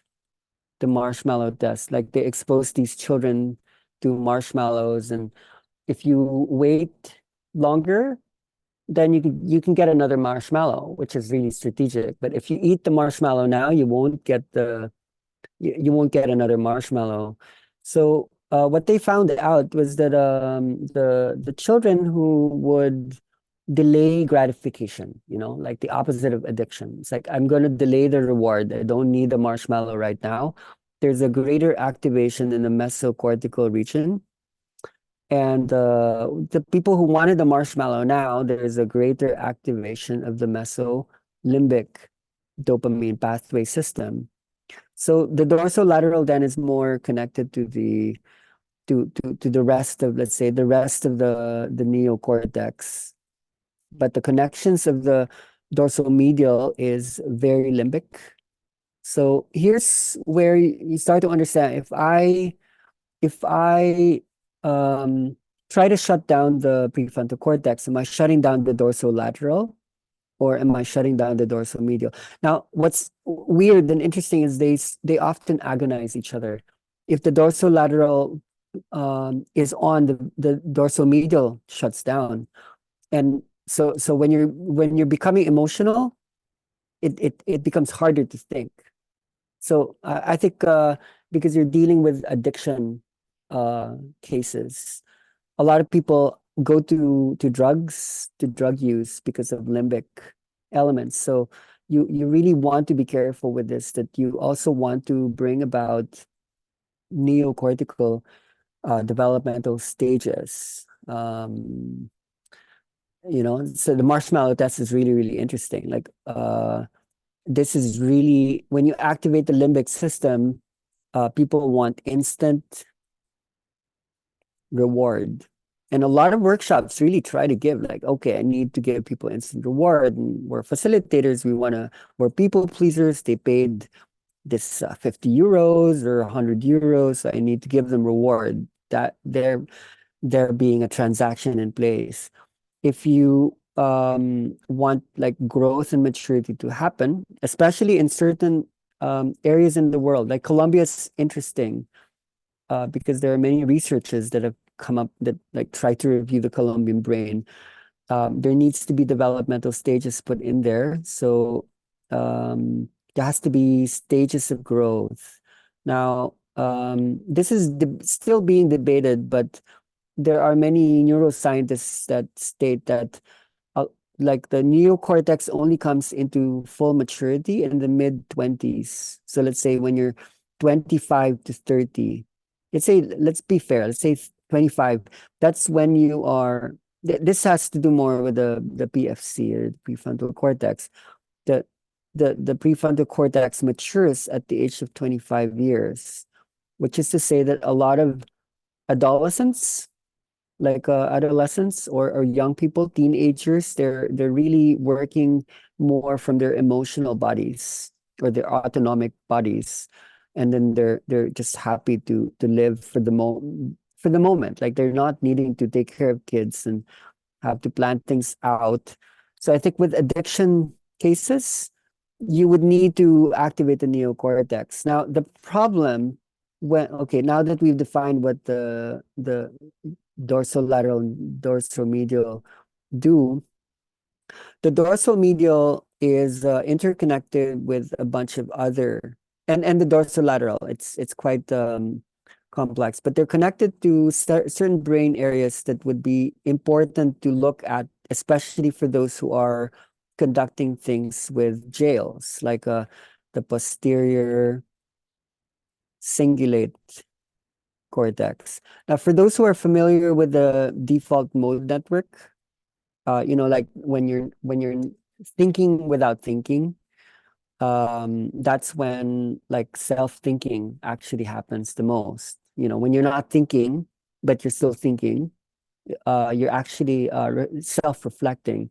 Now, empathy and self-reflection are located in both of these regions. But the precuneus is, I found it always interesting. This is responsible for metaphorical thought. So let's say if you're conducting work with like convicts, let's say you're doing a jail program, just like Rosa, who brings inner dance there, and Paul, and over in Scotland, Caroline, Georgiou.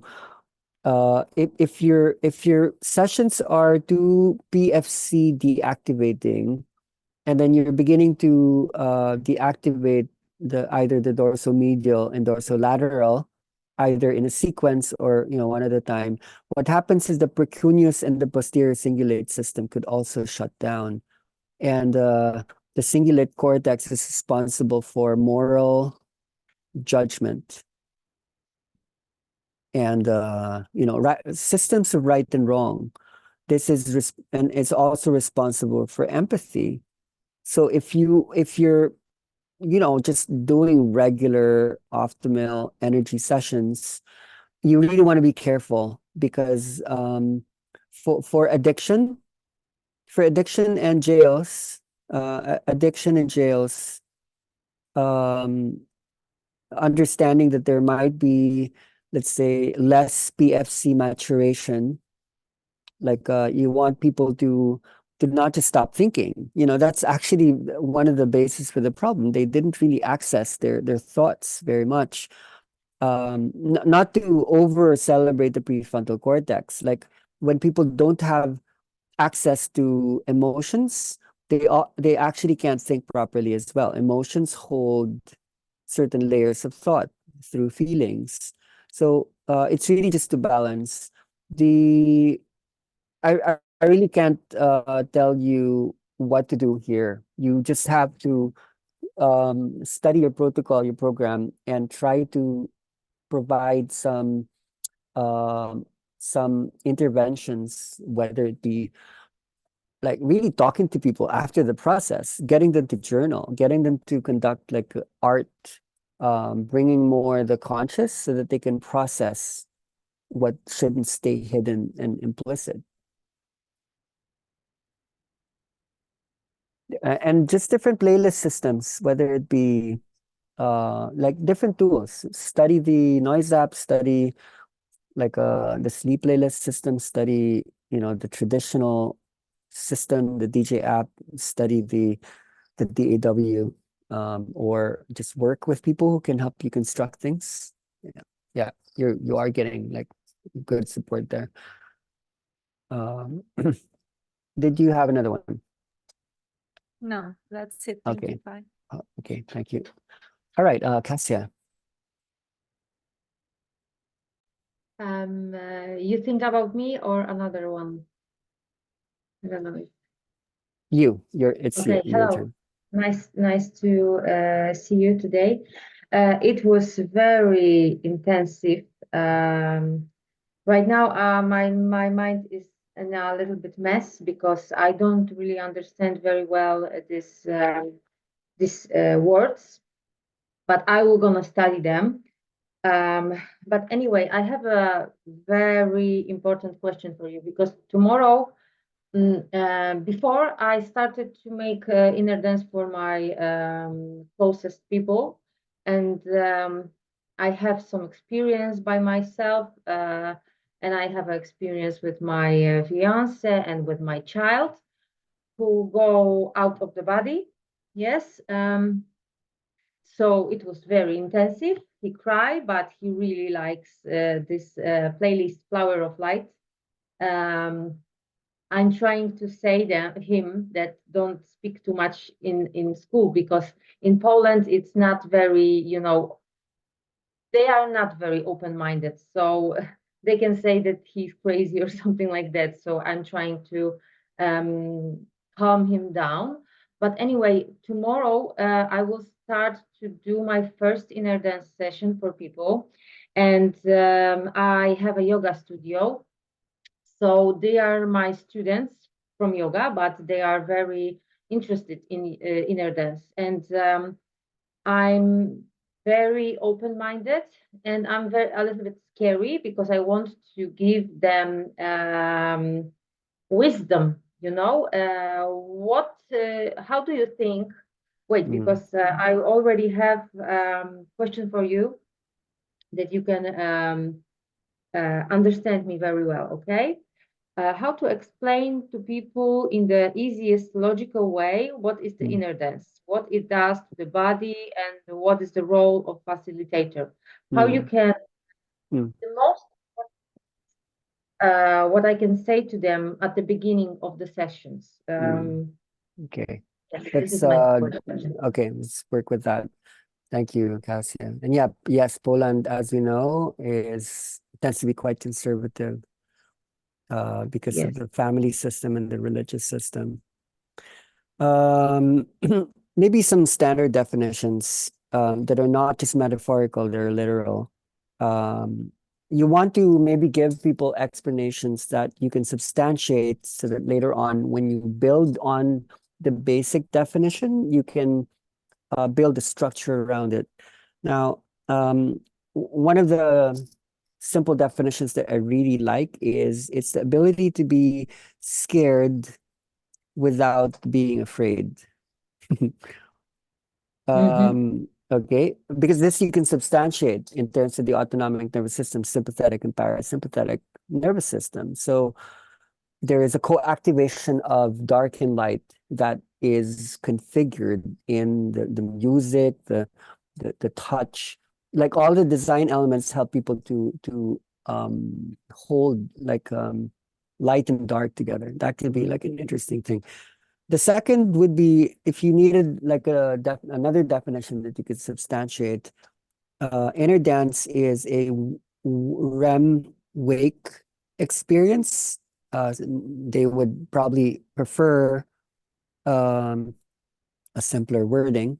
So this you can substantiate. For me, if you bring out a definition, you need to be able to substantiate and explain this later on. So basically we have discovered, you could tell them, like we are as humans discovering a way to access the dream state without sleeping. Because when we dream while we are sleeping, we're actually escaping and we don't remember. So it's so beautiful. It's so simple. You can say like, what is your dream? Were you ever asked like, did you forget the dream? Would you like to remember your dreams? Like what like you're holding the space where they can ask themselves, like, what am I dreaming? But I would be careful with that, just to advise you. Yes, okay, explained. But what is really the most important is number one is trust. Are they trusting? This is what you need to just hold the most. So even before you have absorbed too much information or necessary information, like how do you get them to trust you, to trust the room, but they then would need to trust themselves. This is a chicken and egg. For them to trust you, you have to be trusting yourself. If you don't trust yourself, you won't embody trust. Later on, that could be explained as like oxytocin is the hormone for trust. Later, they don't need that, but you would need that. Like, how do you allow the excretion of oxytocin? Now, be sensitive of the timing, that how short or how long. Too long would be too mental for those who are in the beginning stages, but too short means I haven't given enough context. Yeah. So, either you talk about stories that you have of you going into those journeys, like what are the manifestations? They're like, oh, okay, I think I would like to experience that. But you're also careful not to set the expectation for them not to want it too much. So then Yeah. in the process, either in the beginning or throughout, or even before the music starts, you get them to surrender. It's like just few words like like it's time to let go. Um relax the body, relax the eyes. Whatever comes through. Yeah. Great. Dziękuję, Franiu. I was having one, yes, about playlist, because I think Mhm. about to put them playlist, your playlist, Dreaming Dreams, right? Okay. Yeah, that could be a This good one. one. Is it good one for the first time? Okay. What do you think? Okay. This is the something you want to be careful and have fun with. Careful about. The first process will define the rest of even your journey. So what you activate, the more classic models would be long time copies the old inner dance structure. If you're interested in that, the Polish system is very sensitive to the classic inner dance space. So look for the playlist long time. I might suggest that. Long time. Um, It's a long. This long is a. time. That's a Mhm. playlist.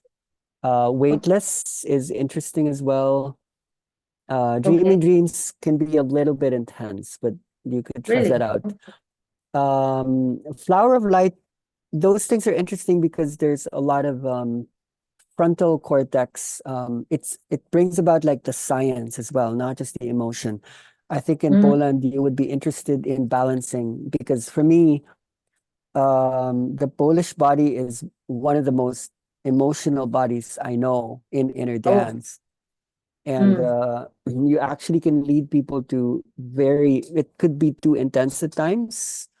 If you trigger too much emotions, then people might lose a lot of their thinking functions eventually. So you can just shop around within the seven states folder Mm-hmm. um, Okay. as an option. But if you trust yourself, then okay, what you maybe just balance out is either open this in a classical inner dance playlisting style that uh, classical means the 12 stages are intact.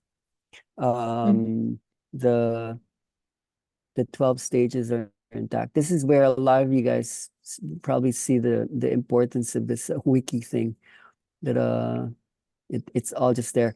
The 12 stages we would study. We need to improve on this. I just copy pasted this from like an old PDF. But yeah, like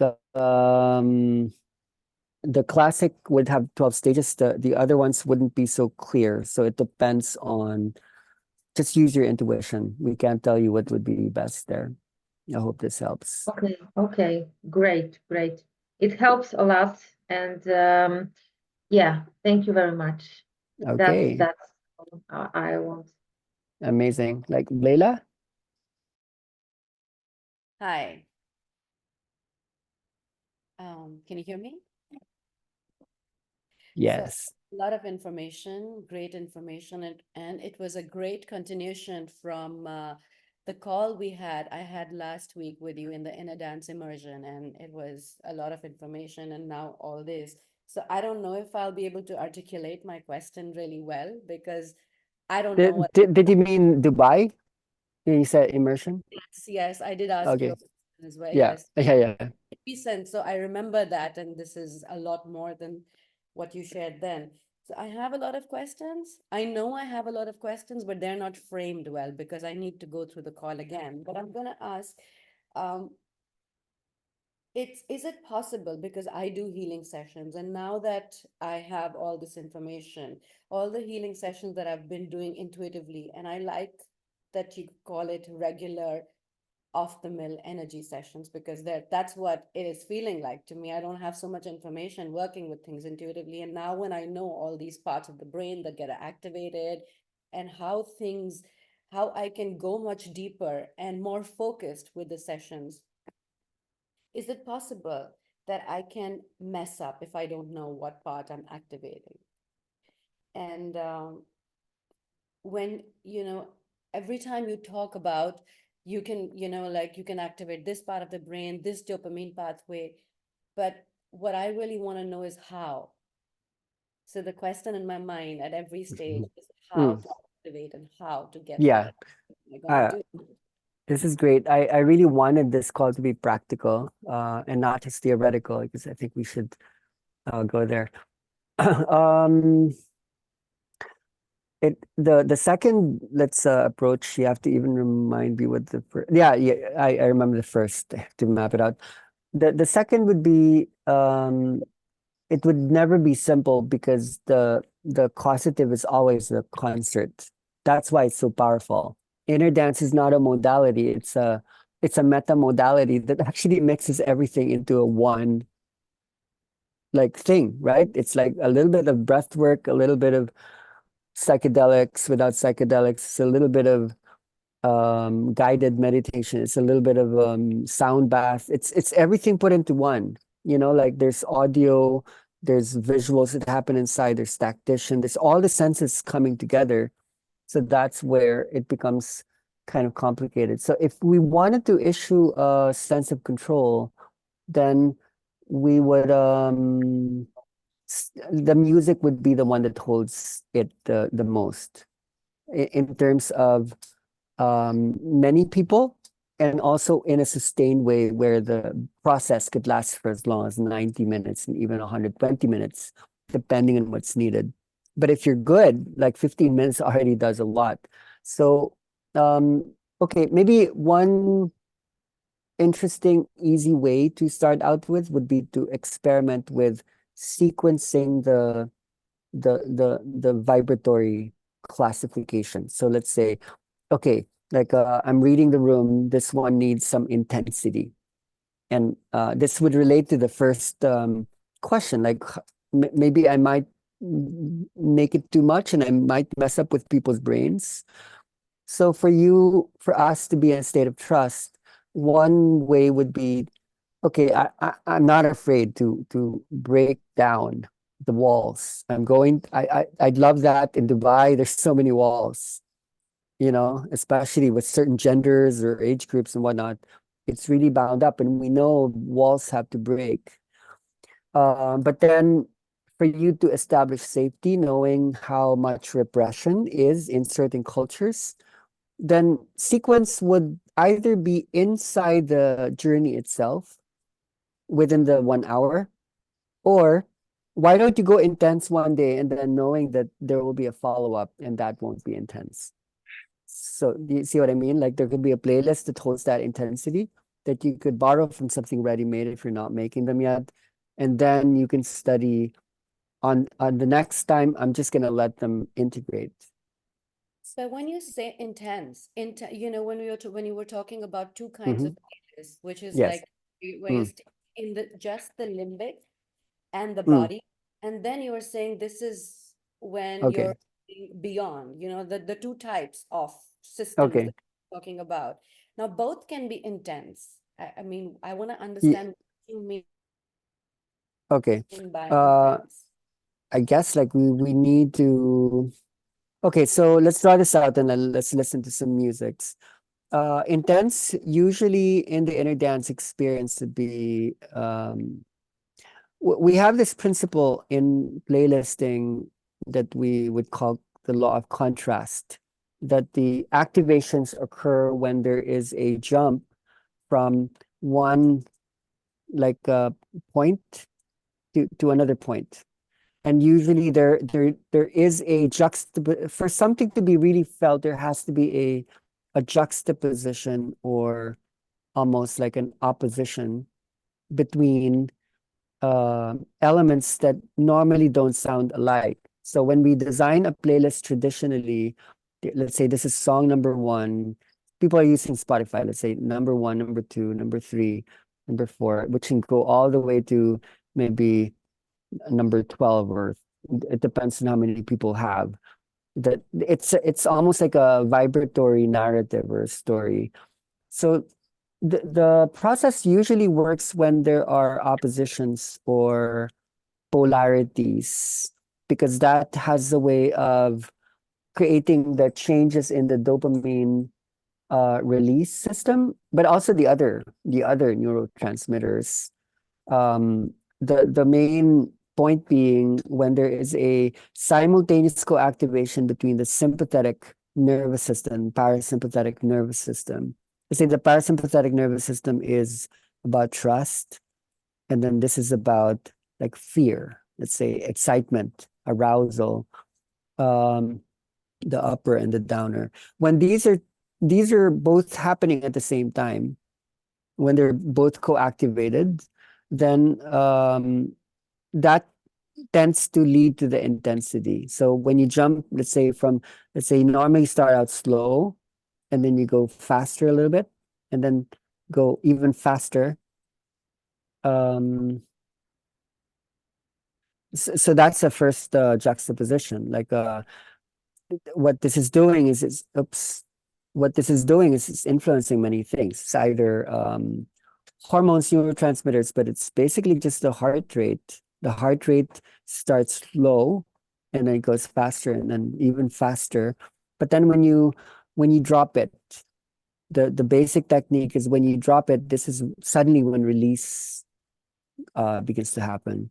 And then you slow it down even more, then that's when disintegration happens. Going back to the 12 stages, which is the map for how people usually design the process. This is delta, and then theta alpha, theta beta, alpha beta. This drops here to delta, and then it starts to build up again, and then later you drop it. It's in the movements between the fast and the slow that starts to create those simultaneous co-activation effects that leads people to that kind of REM psychedelic experience. So a lot of people prefer that system. If you are working with a group that's been through that system a lot, then you can work with like a gentler system. So let's say, let me share a sound. I was playing this when people came in.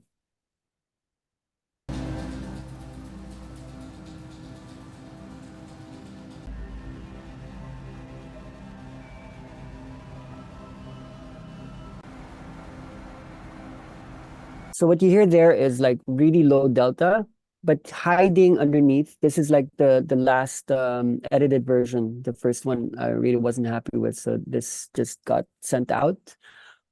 I received it from this from Bart, the music producer, husband of Caro. But what I would hide here would be, say, let me look for this. Logic X. Let's look at what this looks like. No, not that one. The edited one. This one. This one. Close. I like using these programs because I can actually show the mix of what is intense and what is not. So intense would be the trigger mechanisms. So I would need something here that's relaxing. So what would be relaxing would be here, and maybe white noise.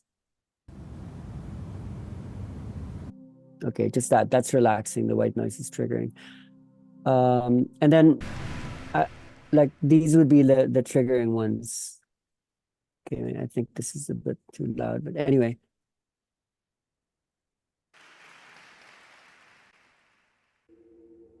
These are just basic sounds from space or from Earth, life, that I want to put it in there to help people to experience dream stuff. Like here as well, there's like So I'm really just hiding them there. And then I have these elements that's synthesizers that I pre-recorded.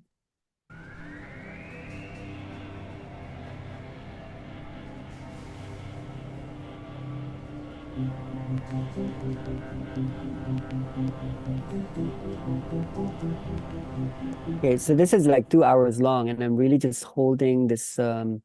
So this is to point out that instead of doing the one at a time, slow to fast, do you see the model of I'm holding super slow but super high?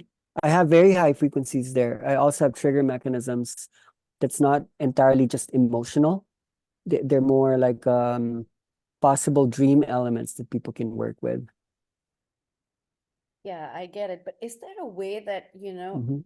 in a playlist, we understand what this playlist is actually doing, just to really understand the mechanism behind the playlist?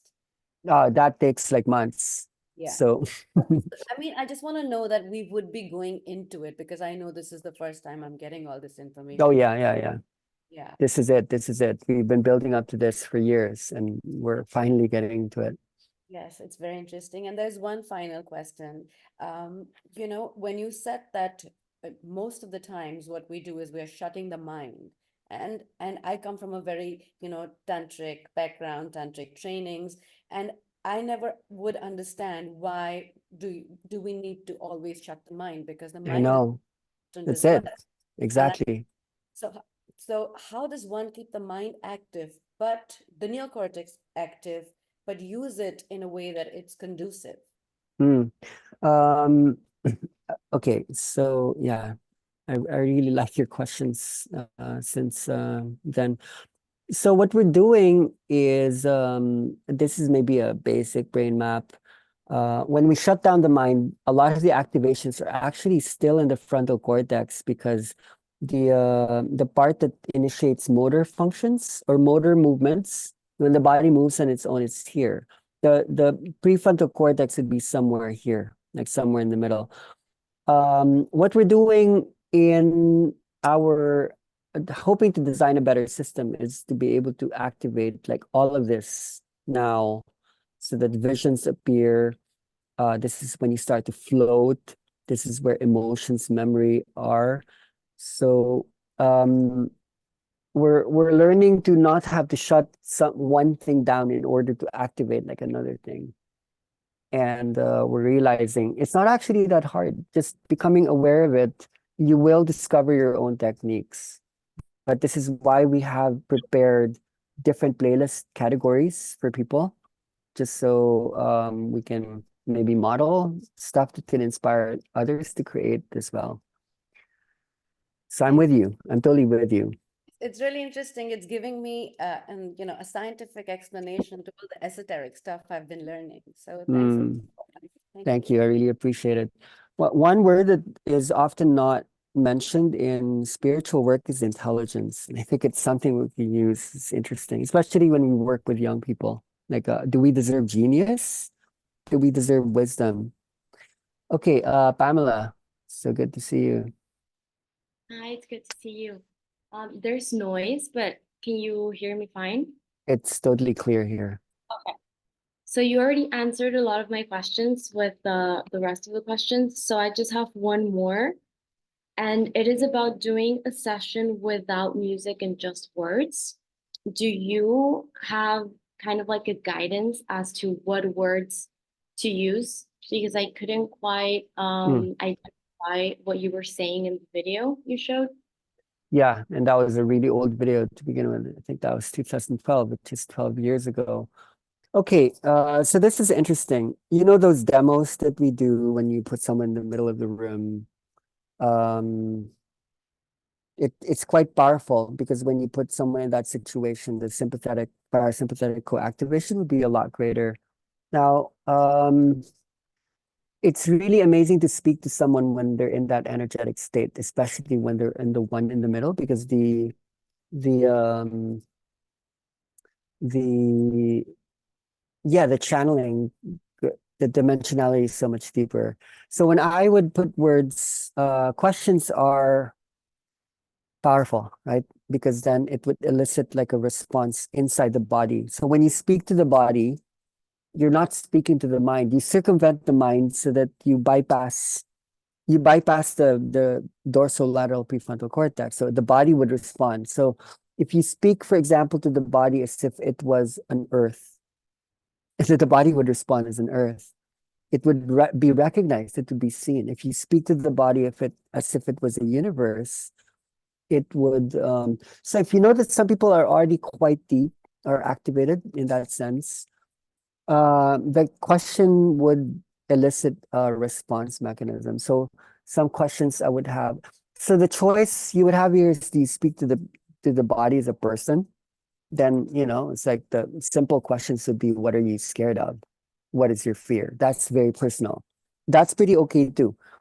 But what I normally do, especially in trainings, is I ask, like, what is time?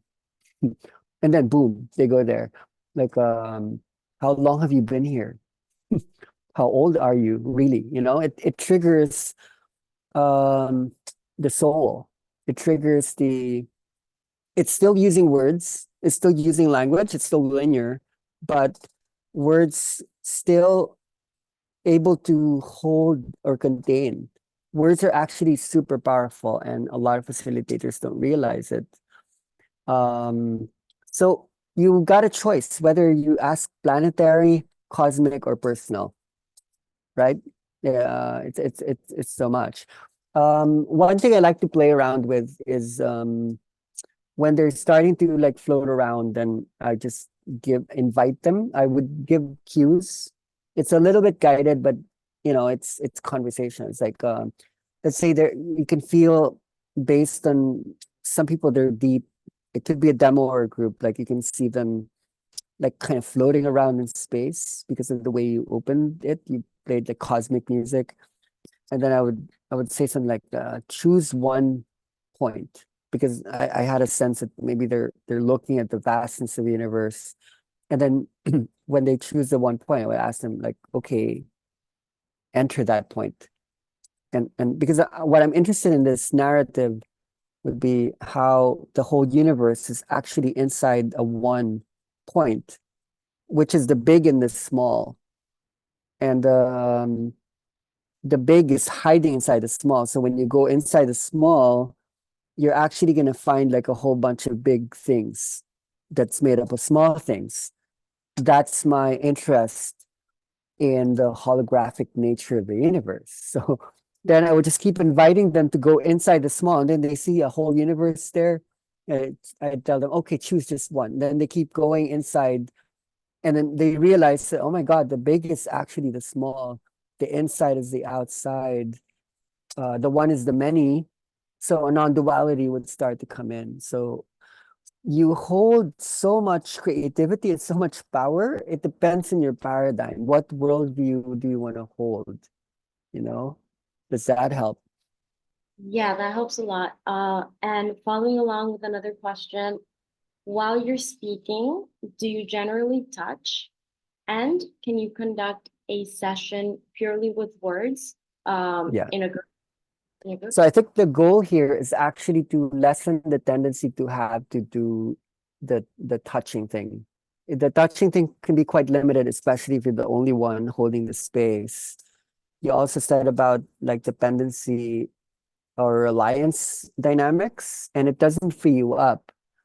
So here's what you would study that I find interesting. And this is why we are studying, because there's just really so much here that's interesting. So what we're working on is a synesthesia. For a lot of people who know synesthesia, synesthesia is the senses coming together. So there would be a synesthesia of, let's say, words, and then music, and words and music together would elicit like images inside people's minds.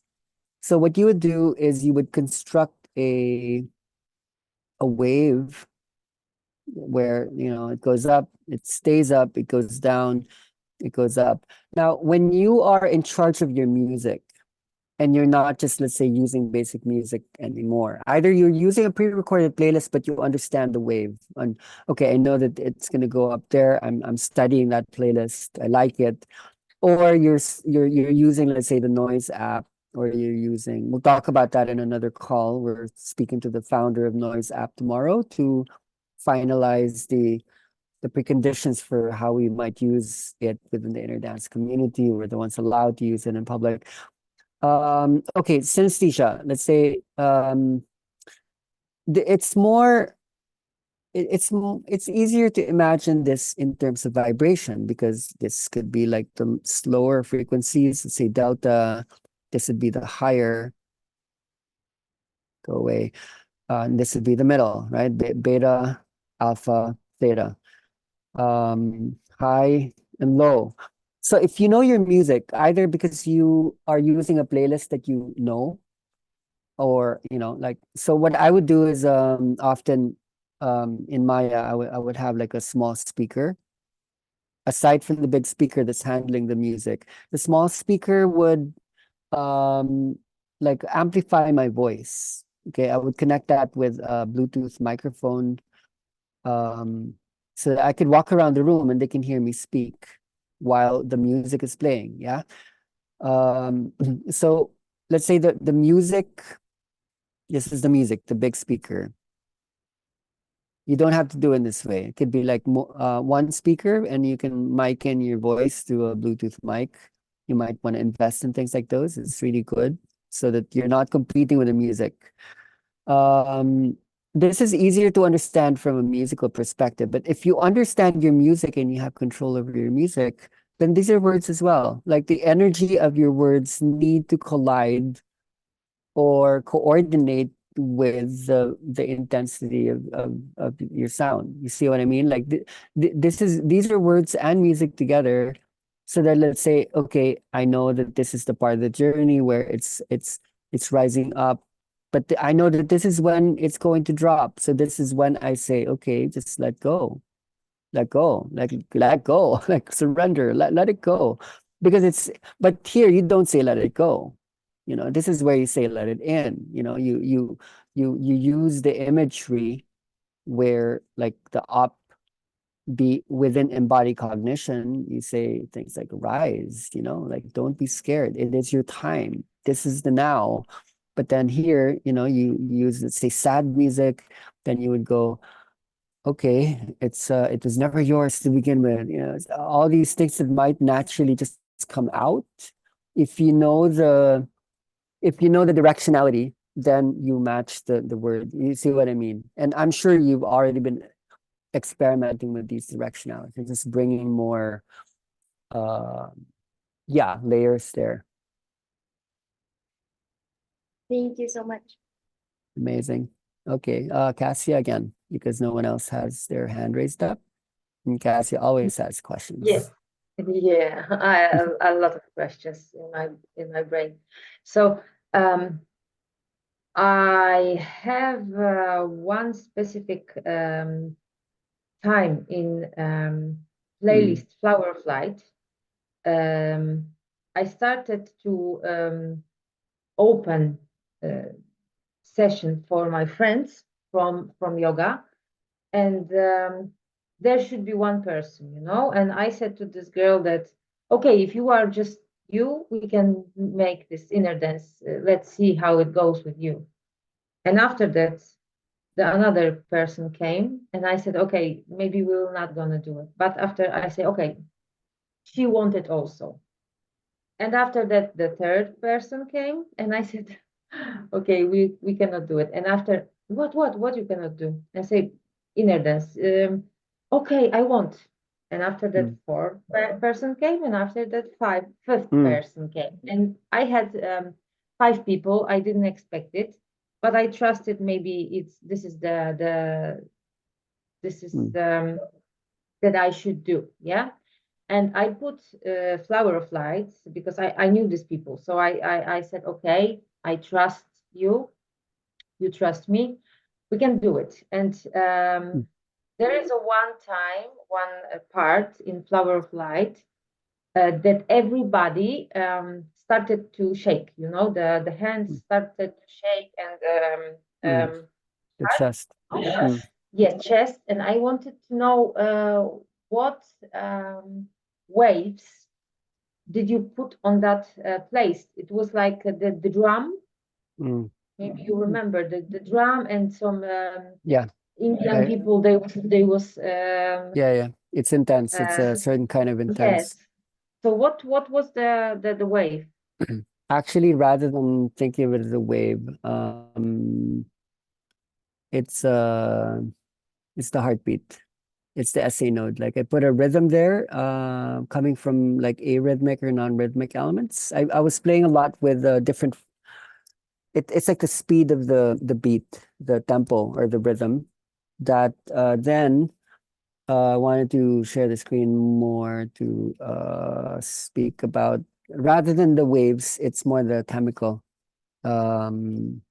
What you're talking about is the adrenal, the hypothalamic pituitary adrenal axis, which is more or less the adrenaline system and the cortisol system. When adrenaline or epinephrine, I think epinephrine is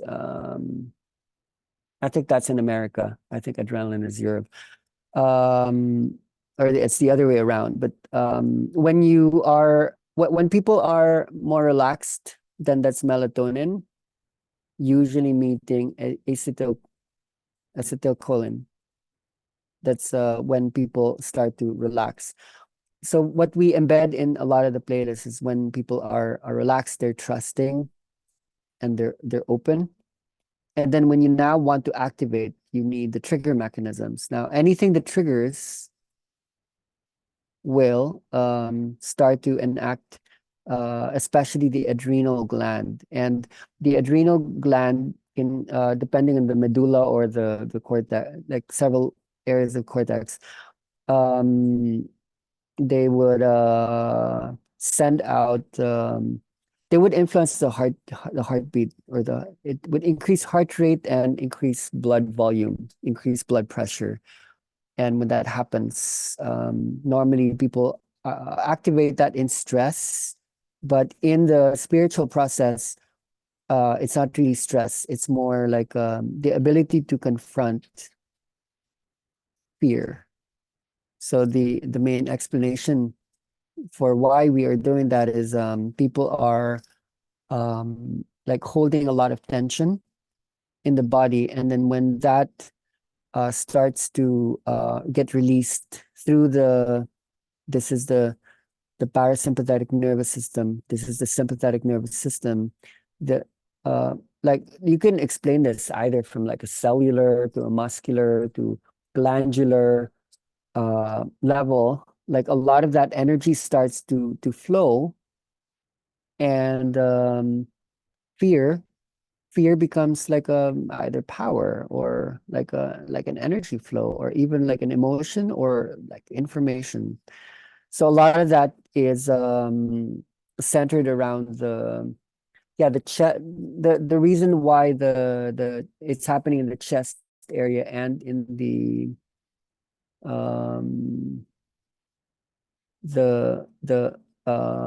like the abdominal area is because the sympathetic nervous system extends from the thoracolumbar region, from T1 to L2.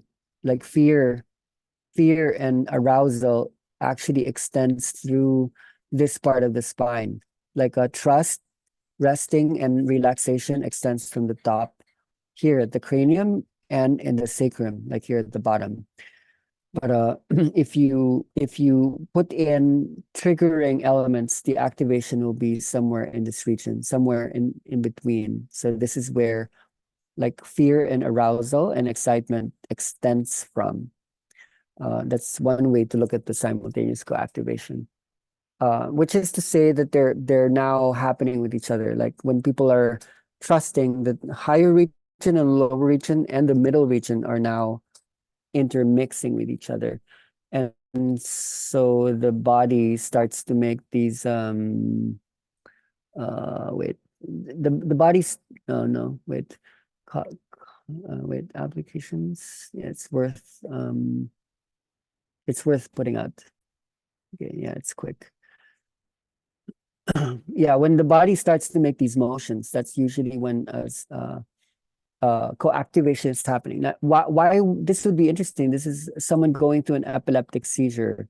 Now, when you what we are like almost inducing a kind of epilepsy, because an epilepsy is a rapid spreading of activation in many parts of the brain. So this is the spine. If you work with an epileptic, just ask them to lay down, and then they'll go through these motions, and then the kind of release that may not be happening, if they're still in control and in resistance, it would shift into like an actual journey. So yeah, it's partially chemical. We can talk about it as frequency, but it's more like a rhythm or a tempo. That the drum, the beat, the rhythm, the tempo, the drum elements in a song normally can control the heartbeat. So it depends on what's called BPM, or beats per minute. We try to experiment with faster, slower BPM, and it really affects like the emotional body and the autonomic body. Okay, thank you very much for this explanation. Amazing. Okay, so anyone has any questions, or facilitators who are here would like to add anything? We have about 15 minutes. This has already been quite a call. I think we have given you a lot to process. For those who are asking about the music, you could just ask your facilitators, your trainers, your trainers, for access to folders, not just the ones that I've made, but Caro has some amazing ones. Gra's been making, Tom. So yeah, like okay. Anyone else? I think that's it's been amazing. Just gonna open the gallery. Okay. Ayla and Fanny, do you want to add anything to this? Sophie? Anyone else?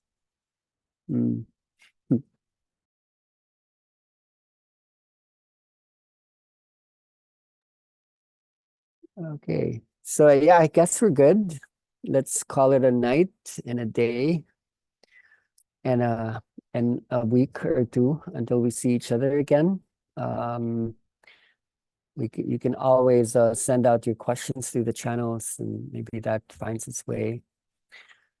Okay, I hope we didn't scare you as well, that this might have been too much. I hope it was good, and hope this opens things up. This is really just the intro to the intro. There's a lot more coming, so if you think this is a lot, I hope you are ready for more. So if you can unmute yourself and just make a sound. Thank you. Thank you. Good, Bye. good night. Good morning. Thank you so much. Bye-bye. Yes. Thank you. Dziękuję.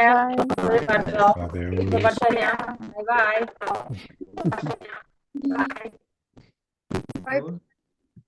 Bye. Thank you. Bye. Thank you, everyone. Thank you.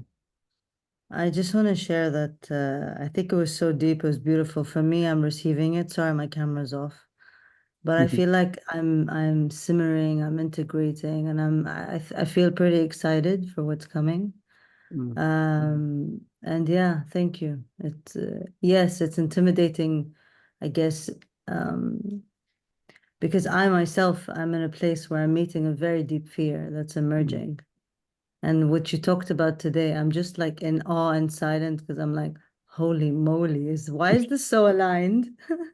Moly is good. That's a good word. Okay, thank you. Thank you. Okay, till the next. Sleep well for those who are late into the night. Thank you for staying up. Bye. Bye-bye.